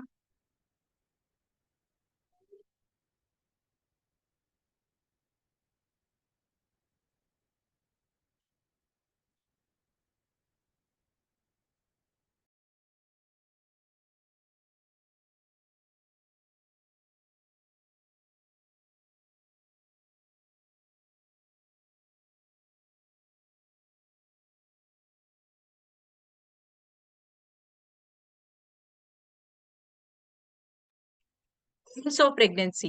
एम्स क्या है एएनसी के, कि पहले हमको जो हाई रिस्क केसेस है उसको स्क्रीन करना है। हाई रिस्क केसेस में क्या आते हैं, जो पेशेंट्स को हाइपरटेंशन है, डायबिटीज है, तो ये चीजें हम लोग को रूल आउट हो जाती है। ये रूल आउट करना क्यों इंपॉर्टेंट है, ताकि आगे जाके जो कॉम्प्लिकेशंस है प्रेगनेंसी के, मोस्ट कॉमन कॉम्प्लिकेशन अभी नाउ डेज क्या है कि लाइफस्टाइल मॉडिफिकेशन हो गया है, सीडेंटरी लाइफस्टाइल है, वॉकिंग हमारी कम हो गई है, और स्ट्रेस लेवल बढ़ गया है।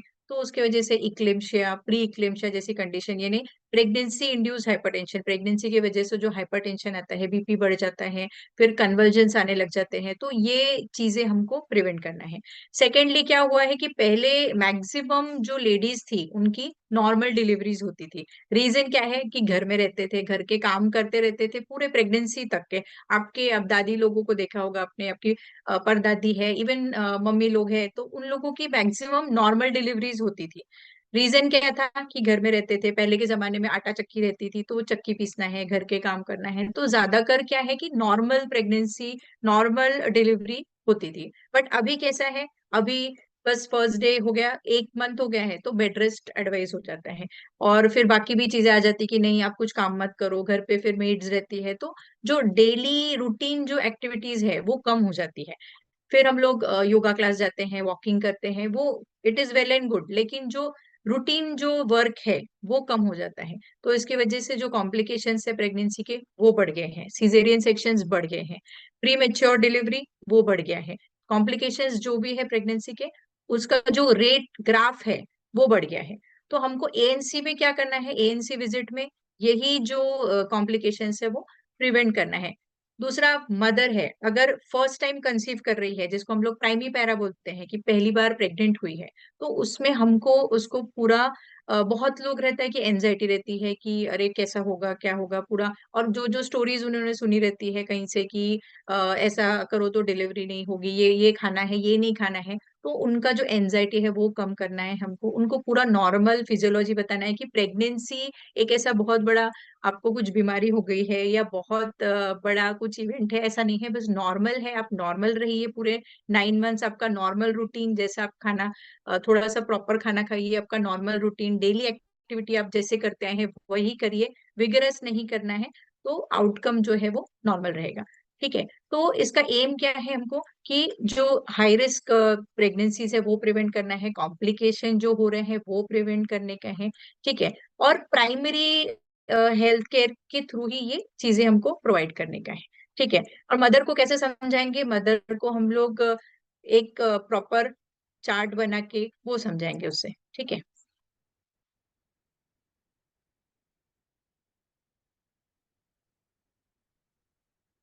फिर अभी क्या सेकंड क्या आता है, अभी आजकल इनफर्टिलिटी का भी रेट बढ़ गया है। तो बहुत लोग को क्या होता है कि 5 साल हो गए हैं शादी को, 10 साल हो गए हैं, और फिर कंसीव करते हैं। तो इसमें क्या लगता है हमको कि दोनों कपल को बैठ के काउंसिल करना पड़ता है कि थ्रू आउट प्रेगनेंसी में आपको क्या चीजें करना है, दोनों कपल को ही हमको मेंटली फिजियोलॉजिकली रेडी करना है, दोनों को मोटिवेट करना है कि थ्रू आउट प्रेगनेंसी आपको कैसा रहना है। सेकेंड कंडीशन क्या है कि बहुत लोग ऐसे हैं कि जो ये तो ज्यादातर अभी मॉडर्न जो टाउन्स में है वो तो अभी एक बोलते हैं ना, हम दो हमारे दो, अभी तो वो भी कंसेप्ट चला गया है, हम दो हमारे एक में ही बहुत हो जाता है, और वो एक भी अभी डिफिकल्ट हो गया है क्योंकि इनफर्टिलिटी बहुत बढ़ गया है। मैंने पहले ही बताया सीडेंटरी लाइफस्टाइल बढ़ गई है। ठीक है। लेकिन जहाँ पे रूरल एरिया है, जहाँ पे हम दो से हम तीन चार ये वाला चीज चल रही है अभी, तो वहां पे हमको थोड़ा सा उनको गाइड करना है, फैमिली प्लानिंग के बारे में एनकरेज करना है। ठीक है। Secondly one more important thing apart from ANC छोड़ के, कि एमटीपी जो है, मेडिकल टर्मिनेशन ऑफ प्रेगनेंसी, ये भी बहुत एक इम्पोर्टेंट टॉपिक है, ठीक है, शॉर्ट नोट के लिए पूछते हैं। और अभी बोलते हैं ना कि बर्निंग टॉपिक भी है एमटीपी, क्योंकि अभी बाकी भी जो मॉडर्नाइज्ड लाइफस्टाइल है उसमें ये जो एमटीपी है ये भी बहुत बढ़ गया है। कि बहुत लोग क्या करते हैं कि अनएथिकल वे से खुद ही मेडिकल टर्मिनेशन ऑफ प्रेगनेंसी खुद कर लेते हैं, पिल्स प्रोवाइड हो जाती है। और उसका कॉम्प्लिकेशन क्या होता है कि वो भी हम लोग वो भी इम्पोर्टेंट टॉपिक है, पोस्टमार्टम हीमोरेज है, एंटीपार्टम हीमोरेज है। वो हो जाता है कि खुद रहते हैं, फार्मेसी से जाके पिल्स खा लेते हैं, और पिल्स खाने के बाद क्या होता है कि इनकम्प्लीट अबॉर्शन होता है, और इनकम्प्लीट अबॉर्शन होने की वजह से क्या होता है कि बहुत ज्यादा ब्लीडिंग होने लग जाती है, even risk of death of lady भी हो सकता है। ठीक है, so this is also very crucial है। ये टॉपिक भी, इसमें से दो तीन टॉपिक मैंने आपको बता दिया, शॉर्ट नोट्स के लिए इसमें आ जाते हैं। एक तो एमटीपी पे शॉर्ट नोट आता है, एंटीपार्टम हीमोरेज है, पोस्टपार्टम हीमोरेज है। तो ये भी बर्निंग टॉपिक भी है, plus exam point of view भी इसमें शॉर्ट नोट आता है। तो ये भी हमको गाइड करना है कि प्रेग्नेंट लेडी है तो क्या साइंस है कि अगर क्लॉट जा रहा है, हैवी वेट हो गया है, लोअर एब्डोमिनल पेन हो रहा है, बैक एक हो रहा है, तो वो इंडिकेशन है कि आपको इमीडिएट विजिट करना है, आपको दिखाना है कि अदरवाइज एमटीपी तो नहीं हो रहा है। ठीक है, अब ऑब्जेक्टिव्स क्या है। अभी आप जब आंसर लिखते हैं तो पहले एएनसी के बारे में आपको थोड़ा लिखना है, क्या है एम्स लिखना है, उसका एम क्या है, normal mother, normal baby, healthy mother, healthy baby, ये हमारा एम है। ऑब्जेक्टिव क्या है, नॉर्मल प्रेगनेंसी होना चाहिए, हेल्दी बेबी होना चाहिए, हेल्दी मदर, हेल्दी डिलीवरी। ठीक है, तो ये हमारे ऑब्जेक्टिव्स हैं। अभी एंटीनेटल केयर में क्या होता है कि एंटीनेटल क्लिनिक रहता है। ठीक है, क्लिनिक में जो गायनेकोलॉजिस्ट है, इवन आप लोग भी जो लेडीज फिजिशियंस है प्रैक्टिस करते हैं, उनके पास भी रूरल एरिया में भी एंटीनेटल विजिट के लिए आते हैं लेडीज। तो उनका आपको प्रॉपर रजिस्ट्रेशन करना है, उनका पूरा हिस्ट्री लेना है, उनको कुछ कोमॉर्बिड स्टेट्स है, हाइपरटेंशन है, डायबिटीज है, थायराइड है, ये कंडीशंस आपको पूछना है।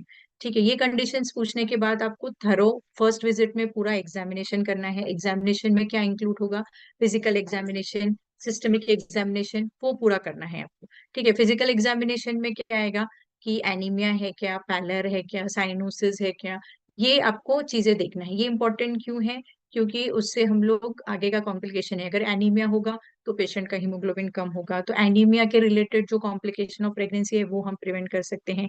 एडिमा अगर रहेगा तो एडिमा इटसेल्फ, एडिमा अगर लेडी को है तो हाइपरटेंशन की हिस्ट्री हो सकती है। हाँ, अब एडिमा में भी आपको ये चीज बताना है कि फिजियोलॉजिकल एडिमा और पैथोलॉजिकल एडिमा, ये दो टाइप का एडिमा है। फिजियोलॉजिकल मतलब प्रेगनेंसी में नॉर्मली भी फीट्स में प्रोलॉन्ग्ड अगर खड़ी रही लेडी वेट के वजह से, नॉर्मल भी एडिमा आ जाता है। ठीक है, उस वो हम लोग अलग से जब हम लोग हाइपरटेंशन इन प्रेगनेंसी करेंगे डिस्कस, तो उसमें वो एडिमा कवर हो जाएगा। ठीक है, तो वो आपको देखना है कि नॉर्मल एडिमा है कि पिटिंग एडिमा है कि हाइपरटेंशन की वजह से है कि फिजियोलॉजिकल एडिमा है। ठीक है, तो इसीलिए फिजिकल एग्जामिनेशन इंपॉर्टेंट है, सिस्टमिक एग्जामिनेशन इंपॉर्टेंट है। फोर्थ टॉपिक क्या है कि लैब इन्वेस्टिगेशंस। अभी हमारे पास बहुत अच्छी चीजें हैं, लैब्स अवेलेबल हैं, तो हम लोग इमीडिएट सैंपल भेज देंगे, और सैंपल भेज के जो उसमें पूरा जो नॉर्मल रूटीन चेकअप करते हैं उसमें सीबीसी आता है, केएफटी आता है, पूरा viral marker, blood sugar is very important. ठीक है, ग्लूकोज टॉलरेंस टेस्ट करते हैं, तो पूरा जो लिस्ट ऑफ है, लिस्ट ऑफ इन्वेस्टिगेशंस है, वो हम लोग पूरा एक फर्स्ट विजिट में करते हैं। USG, yes, sonography is very important, sonography हम लोग करते हैं ताकि ग्रोथ ऑफ बेबी कैसा हो रहा है, कुछ अननेसेसरी कॉम्प्लिकेशन हो रहा है। तो अभी तो रूटीन ओपीडी में ही यूएसजी मशीन रहती है, गायने खुद ही कर लेते हैं। और एक प्रॉपर 7 मंथ में वो लोग कराते हैं यूएसजी, एक 3rd मंथ में कराते हैं। Genetic screening is one of the important part nowadays की, क्योंकि अभी बाकी जो जेनेटिक एबनॉर्मलिटीज है वो ज्यादा कॉमन हो गई है। उसका रीजन क्या है कि लेट मैरिज, अभी आजकल सब करियर सेट करते करते ही लेट हो जाता है, फिर सोचते हैं कि अगर हमारा सही पार्टनर मिलेगा तब हम करेंगे, तो 25-30 तो हो ही जाते हैं। तो 30+ मैरिज होती है, मैरिज होने के बाद फिर बेबी का प्लानिंग और लेट हो जाता है। तो उसके वजह से क्या हो रहा है कि जो प्रेगनेंसी के कॉम्प्लिकेशंस है वो बढ़ जाते हैं, जेनेटिक एबनॉर्मलिटीज ज्यादा हो जाती हैं, ट्विंस के चांसेस ज्यादा हैं, इनफर्टिलिटी मैंने ऑलरेडी आपको बोल दिया। तो वही कॉम्प्लिकेशंस ज्यादा कॉमन हो गए हैं, इसीलिए जो जेनेटिक टेस्ट है तो वो भी इम्पोर्टेंट है। थर्डली हेल्थ एजुकेशन के बारे में नॉर्मल हमको पेशेंट को पूरा एजुकेट करना है, उनकी बॉडी के बारे में, डाइट और बाकी का जो रूटीन है वो समझाना है। फर्स्ट विजिट में क्या करेंगे, एक प्रॉपर हिस्ट्री लेंगे, पेशेंट को पूरा एग्जामिन करेंगे और इन्वेस्टिगेशंस भेज देंगे लैब में। History taking is very important. अभी मैंने बोला इसमें कॉम्बो ऑफर चल रहा है अपना, अपन थियरी भी पढ़ रहे हैं, इसके साथ साथ हमारा प्रैक्टिकल्स का भी हो जा रहा है। अगर आपको ये पता होगी चीजें, तो अगर आपको गायनिक की केस भी आती है प्रैक्टिकल में, तो आप प्रॉपर अच्छे से एग्जामिनेशन भी कर सकते हैं। एएनसी आपको लॉन्ग क्वेश्चन आता है, उसमें आप ये पूरा लिख लो, आपका आंसर बढ़ जाएगा। क्योंकि लॉन्ग क्वेश्चन कैसा रहता है, 7.5 मार्क्स का रहता है, तो आपको छोटे छोटे हेडिंग्स लिखना है और हेडिंग्स के अंदर सब हेडिंग्स लिखना है और उसमें एक एक लाइन लिखो। बहुत ज्यादा आपको कहानी लिखने की जरूरत नहीं है, क्योंकि जो एग्जामिनर रहता है उसके पास भी इतना समय नहीं है पढ़ने के लिए, वो बस हाइलाइट्स देखेगा। ठीक है, तो ऐसा आप शॉर्ट में सिर्फ हाइलाइट्स करके ही आपका आंसर लिखिए। हिस्ट्री टेकिंग में क्या आता है, पेशेंट्स के पर्टिकुलर क्या है कंप्लेंट्स वो लिखना है आपको, उसकी चीफ कंप्लेंट्स क्या है। अब प्रेगनेंसी में मोस्ट कॉमन कंप्लेंट्स क्या रहती है, किसी किसी को हेडेक रहता है, वीकनेस रहता है, नॉशिया वॉमिटिंग बोलते हैं मुझे, अर्ली जो बोलते हैं ना मॉर्निंग सिकनेस की उठते बराबर, आपने मूवीज में देखा होगा कि अरे इसको उल्टी हो रही है ना, खुशखबरी है, तो वो कॉमन है। ठीक है, मोशन सिकनेस जो है वो कॉमन रहता है। तो उसमें भी एडवाइस करते हैं हम लोग को कि एक जो टोस्ट है वो आप खा सकते हैं, ब्रेड को टोस्ट करके, तो उससे प्रिवेंट होता है। तो एक साइकोलॉजिकली 3 मंथ्स तक तो कॉमन है नौशिया वोमिटिंग, तो आप एक साइकोलॉजिकली प्रिपेयर कर सकते हैं मदर को, आप बताइए कि ये कॉमन है, मतलब ये एक डिजीज पार्ट नहीं है, ये किसी किसी को थ्रू आउट प्रेगनेंसी भी नौशिया वोमिटिंग शुरू रहता है। उसके लिए आप मेडिसिन दे दो, उसको डाइट करने के लिए बोलो। स्ट्रेस इंड्यूस भी वॉमिटिंग रहती है बहुत बार, लेट प्रेगनेंसी हो रही है तो उसका भी स्ट्रेस रहता है, तो वो भी वॉमिटिंग का कॉज रहता है। तो ऐसे जो छोटे छोटे चीजें हैं वो आप उनको एक्सप्लेन करो।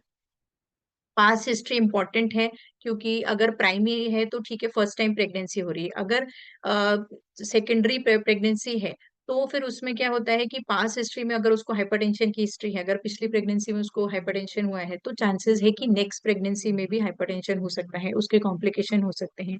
कन्वर्जेंस की हिस्ट्री पहले प्रेगनेंसी में है, डायबिटीज की हिस्ट्री है, जो प्रेगनेंसी इंड्यूस जो रहता है डायबिटीज, तो वो अगर पहले हुई है तो अभी भी हो सकता है, इसलिए पास्ट हिस्ट्री बहुत इंपॉर्टेंट है। ऑब्स्टेट्रिक हिस्ट्री इंपॉर्टेंट है।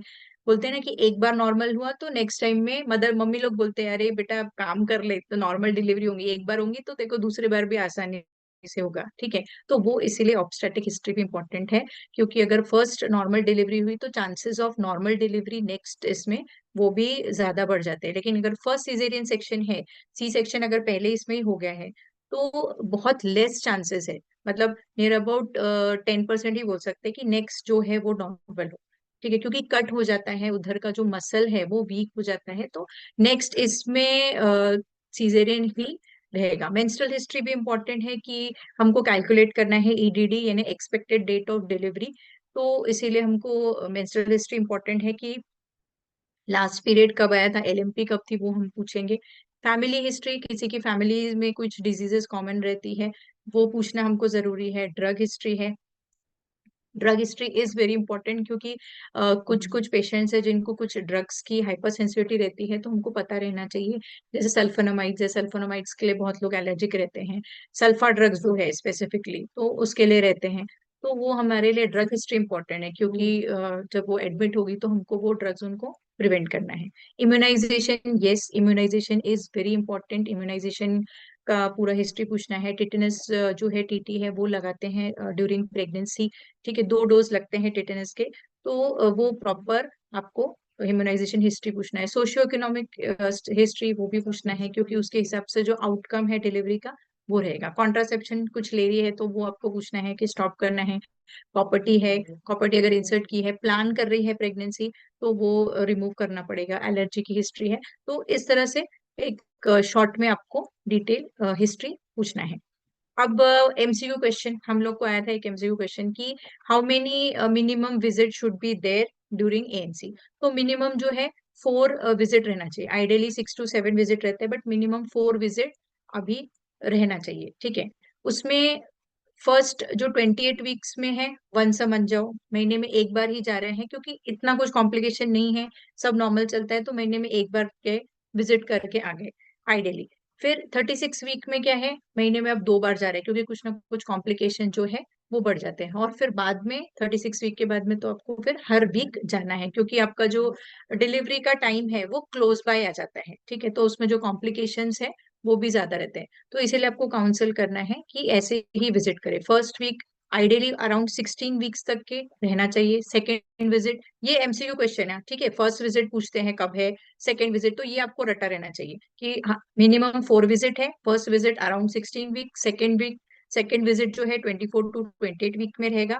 थर्ड विजिट जो है 32 वीक्स में है, और fourth visit will be at 36 weeks. ये एक ये प्रॉपर आया नहीं है फोटो इसका, लेकिन एक एएनसी कार्ड जो है ये रहता है, ये गवर्नमेंट हॉस्पिटल्स में प्रोवाइड करते हैं। इसमें पूरा डिटेल दिया रहा है।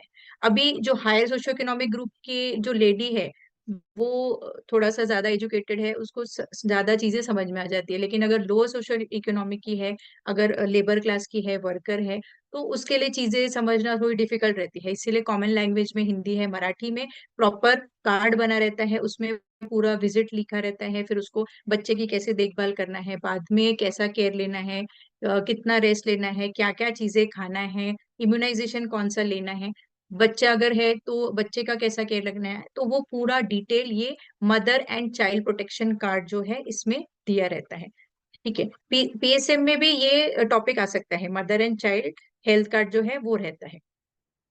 फिजिकल एग्जामिनेशन है। फिजिकल एग्जामिनेशन में पल्स है, रेस्पिरेटरी रेट है, एडिमा है, ब्लड प्रेशर है, पैलर है, वेट, ब्रेस्ट एग्जामिनेशन, ये सारा एग्जामिनेशन करना है हमको।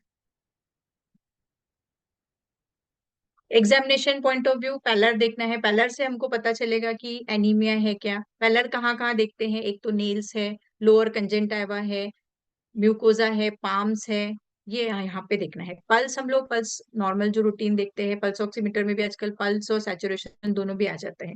रेस्पिरेटरी रेट, रेस्पिरेटरी रेट डिस्निक है क्या, पेशेंट रेस्पिरेटरी रिलेटेड कोई डिजीज है क्या, वो रूल आउट करने के लिए। Oedema, again oedema is very important, क्योंकि एडिमा दो चीज है, एक तो फिजियोलॉजिकल एडिमा रहता है कि प्रेगनेंसी में जो स्वेलिंग आ जाती है वो, या फिर हाइपरटेंशन है और कोई दूसरा कॉज है तो उसकी वजह से भी एडिमा रहता है। तो oedema is an important point, तो एडिमा आपको छोड़ना नहीं है। Blood pressure, yes blood pressure is very important. Blood pressure हमको रूटीन चेकअप पूरा करने का है ब्लड प्रेशर का। ब्लड प्रेशर के साथ साथ यूरिन में एल्ब्यूमिन प्रेजेंट है क्या वो देखना है, क्योंकि उसके वजह से क्या रहता है कि हाइपर प्री इक्लेम्शिया के चांसेस, इक्लेम्शिया के चांसेस वो बढ़ जाते हैं, ठीक है। तो प्री इक्लेम्शिया में क्या रहता है, प्री इक्लेम्शिया में हाइपरटेंशन प्लस यूरिन में एल्ब्यूमिन प्रेजेंट, तो वो होता है प्री इक्लेम्शिया, ठीक है। इक्लेम्शिया में क्या रहता है कि लेडी को कन्वर्जेंस आ जाते हैं, हाइपरटेंशन रहता है, एल्ब्यूमिन यूरिया। अब ये दो टॉपिक ये भी बहुत इंपॉर्टेंट है, लॉन्ग क्वेश्चन के लिए पूछते हैं। एक तो प्री इक्लेम्शिया पे पूरा लॉन्ग क्वेश्चन आता है, और इक्लेम्शिया है इसमें भी लॉन्ग क्वेश्चन 7.5 मार्क्स का आता है। और दोनों भी बहुत ही इंपॉर्टेंट टॉपिक है, हाई रिस्क फैक्टर है, क्योंकि इसमें मदर का भी डेथ हो सकती है और बेबी का भी। Regular weight is very important. अभी जैसे कंसर्न है कि मॉडर्न लेडीज है कि अरे प्रेग्नेंट हो गई है, अभी बोलते हैं ना फिगर खराब हो जाएगा, ज्यादा खाएंगी तो बहुत मोटी हो जाएंगी। तो अभी इसलिए ये बहुत इंपॉर्टेंट है कि प्रॉपर डाइट ले, और थ्रू आउट प्रेगनेंसी कम से कम 10 to 11 kg वेट गेन होना चाहिए। सेकेंड पार्ट है एकदम लोअर सोशियो इकोनॉमिक ग्रुप है, लेबर क्लास है, उसको जो खाने के लिए मिलता है वो खा लेती है, तो उसको भी आपको एक्सप्लेन करना है कि प्रॉपर डाइट रहना चाहिए, और अराउंड 2 kg पर मंथ तो भी उसका वेट गेन होना चाहिए। Breast examination is very important, क्योंकि प्रेगनेंसी के बाद बच्चों का ब्रेस्ट फीडिंग करना है, तो वहां पे कुछ नोड्यूल है, एप्सिस है, ये सब प्रॉपर देखना है। थ्रू आउट टेंडरनेस डेवलप नहीं होना चाहिए, वहां पे कुछ इन्फेक्शन नहीं होना चाहिए, तो इसलिए थ्रू आउट प्रेगनेंसी ज्यादातर ये लास्ट ट्रिमेस्टर में आपको ब्रेस्ट एग्जामिनेशन करना है। एब्डोमिनल एग्जामिनेशन ये इंपॉर्टेंट है कि फंडल हाइट देखना है, fundal height period of gestation के साथ मैच हो रहा है क्या, ये भी इंपॉर्टेंट है।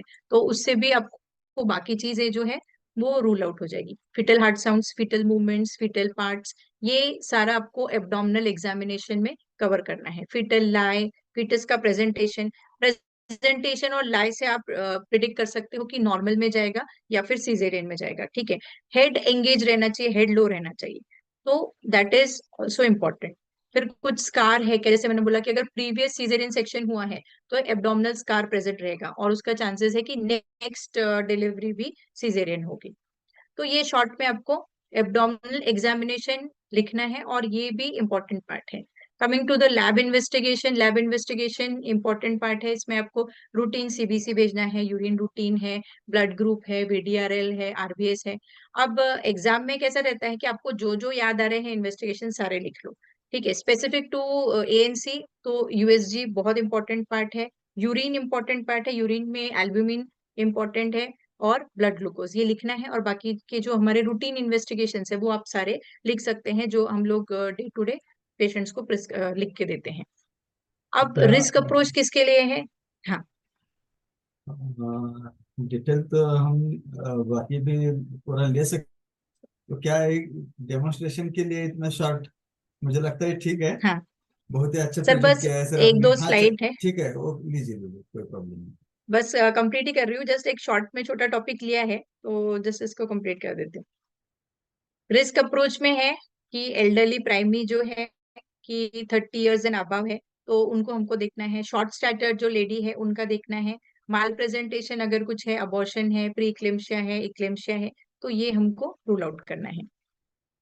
रिस्क जो हाई रिस्क प्रेगनेंसी है उसमें एनीमिया है, हाइड्रोमेनोज है, एल्डरली ग्रैंड मल्टीपेरा है, प्रोलॉन्ग प्रेगनेंसी चल रही है, इनफर्टिलिटी। मैंने पहले ही बोला कि इनफर्टिलिटी बहुत कॉमन टॉपिक है और इनफर्टिलिटी पे शॉर्ट नोट भी आता है, ठीक है। तो ये जो रिस्क चीजें हैं ये रूल आउट करना है थ्रू आउट एएनसी। बाकी जो रूटीन हमने देखा कि सब्सिक्वेंट विजिट में भी हमको सेम फॉलो अप करना है कि एग्जामिनेशन करना है, पेशेंट का कंप्लेंट्स क्या है, ट्रीटमेंट क्या है, वो देखना है पूरा। सेकेंड विजिट में पूरा प्रॉपर मल्टीपल प्रेगनेंसी है क्या, कुछ और कॉम्प्लिकेशन है प्रेगनेंसी का, फिटल जो हार्ट रेट है, बाकी के जो कॉम्प्लिकेशंस है वो मेजर करना है। थर्ड विजिट में हमको जो रिस्क फैक्टर्स है उसको रूल आउट करना है। फोर्थ विजिट में लास्ट विजिट रहता है तो उसमें पेशेंट बच्चों का लाई क्या है, प्रेजेंटेशन, पोजीशन, बर्थ का कैसा प्लान करना है वो हम एक बताएंगे। एडवाइस में क्या करना है, कैलोरी एक प्रॉपर, अभी तो डाइटिशियंस अवेलेबल है तो एक प्रॉपर डाइट चार्ट बना के दे देते हैं तो वो हमको फॉलो करना है। डाइट में जो नॉर्मल आयरन इनटेक्स है वो करना है और फेरस के जो टैबलेट है, आयरन के टैबलेट्स प्रिस्क्राइब करते हैं डाइटिशियन, जो गायनेकोलॉजिस्ट देते हैं वो लेना है, ठीक है। हाइजीन ये प्रॉपर बाउल केयर जो हम रूटीन बताते हैं एडवाइस वो करना है।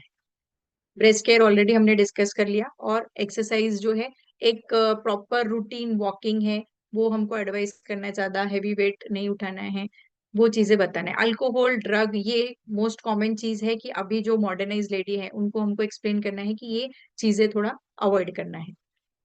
रेस्ट एंड स्लीप मेंटेन करना है, क्वाइटस प्रिवेंट करना है। Warning sign this is very important कि हमको लेडी को गाइड करना है कि अगर हेडेक हो रहा है, ब्लरिंग विजन हो रहा है, कन्वर्जेंस हो रहा है, वजाइनल ब्लीडिंग, फीवर रहता है तो इमीडिएट आके आपको कंसल्ट करना है। So this was end of ANC in short. हमने डिस्कस किया, exam point of view important है। Thank you so much for giving me this opportunity to discuss about this topic. Thank you sir, over to Sandeep sir. Okay, thank you. तर हे होतं आपले demonstrative 2 session आपण घेतले। मॅडमने अतिशय छान पद्धतीने एएनसी मला प्रेझेंट केलेलं आहे। हे प्रेझेंटेशन कशा पद्धतीने असेल आणि पॉइंट कव्हर करत असताना एक्झाम पॉइंट ऑफ व्ह्यू कशा पद्धतीने आपल्याला तयारी करावी लागेल या संदर्भात माहिती कशा पद्धतीने दिली जाते याचे डेमॉन्स्ट्रेशन लेक्चरचा हा भाग होता। तर तुमच्या लक्षात आला असेल प्रत्येक सेशन नंतर तुम्हाला नोट्स या पीडीएफ स्वरूपात मिळणार आहेत। आता याची अवेलेबिलिटी कशी असेल आणि लेक्चर्स कसे कंडक्ट केले जातील याबद्दल मी थोडक्यात सांगतोय।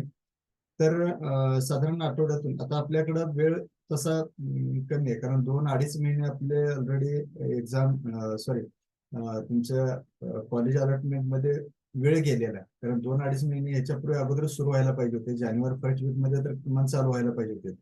तर कॉलेजेस अजून काही चालू झाले नाहीत, मला वाटतं 2-3 कॉलेजेस चालू झाले कालपासून।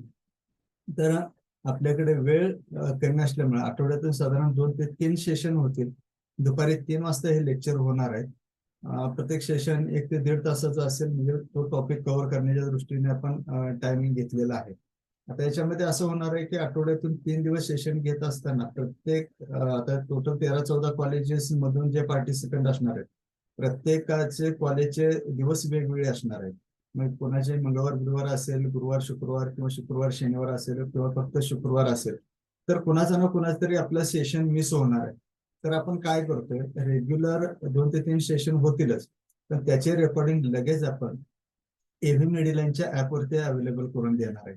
आताचे डेमॉन्स्ट्रेशन लेक्चर 2 झालेलेच आहेत. आणखी तुम्हाला जर पाहिजे असतील तर प्ले स्टोअर वरून एव्ही मेडिलाईन ऍप डाउनलोड करा आणि त्याच्यामध्ये होमिओपॅथी सेक्शन मध्ये तुम्ही लेक्चर आमचे प्रिव्हियस काय आम्ही ओपन केलेले आहेत ते पाहिले तर तुमच्या लक्षात येतील की कशा पद्धतीने आपण लेक्चर्स कंडक्ट करतोय.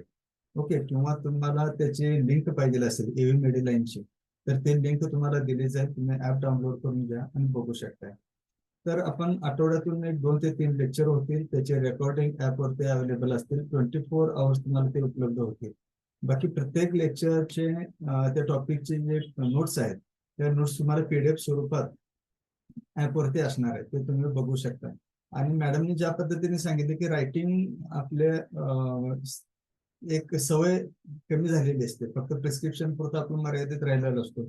आणि बऱ्याच वेळा प्रॉब्लेम एक्झाम मध्ये असं येतो की मला सगळं येत होतं पण मला वेळ मिळाला नाही. आणि प्रत्येक क्वेश्चन हा कंपल्सरी अटेम्प्ट करणंच गरजेचं आहे, तर तुम्हाला मार्क्स व्यवस्थित मिळू शकतात. जर क्वेश्चन काही राहिले तर मात्र प्रॉब्लेम मध्ये येऊ शकतात. तर ते रायटिंग स्किल जरा डेव्हलप करणं गरजेचं असतं. त्यासाठी आम्ही काय करणार आहोत की तुम्हाला मंथली काही क्वेश्चन देणार आहोत, तर त्याचे प्रिपरेशन त्यावेळेला तुम्ही करत राहा आणि तुम्ही स्वतःचे नोट्स तयार करायचा प्रयत्न करा. तर त्या पद्धतीने आम्ही प्रिपरेशन तुमचे करून घेणारच आहोत. आणि काही क्युरीज असतील, काही तुम्हाला त्यामध्ये प्रॉब्लेम येत असतील तर तुम्ही आम्हाला त्यावेळेला विचारू शकता.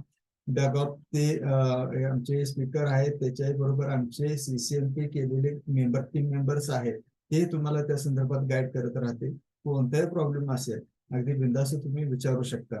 आता मॅडमनी ज्या पद्धतीने अलाइडचा एक एनसीचा टॉपिक घेतला, ह्याच्यावरून तुमच्या लक्षात येईल की तुम्हाला प्रॅक्टिसमध्ये किती त्याचा इम्पॉर्टन्स आहे आणि तुम्हाला त्याचं म्हणजे अपग्रेड तुम्ही होऊ शकता, प्रॅक्टिसमध्ये तुमच्या कशा पद्धतीने इम्प्रुव्हमेंट होऊ शकते. तर आता विषय असा आहे की आपण हा कोर्स घेणार असाल तर त्याचं रजिस्ट्रेशन कसं आहे. तर टोटल आपण कोर्सची फी ह्याच्यामध्ये घेतलेली आहे 6,750 रुपये असेल, 6,650 रुपीज. तर याच्यामध्ये दोन्ही फार्माकोलॉजी आणि अलाइड आपण कव्हर करतोय. ओके, तर एक ऑफरचा विषय असा आहे की तुम्ही रजिस्ट्रेशन जितक्या लवकर कराल आणि आपले सेशन लवकर सुरू कराल तेवढं तुम्हाला स्टडीला सुद्धा वेळ भरपूर मिळणार आहे.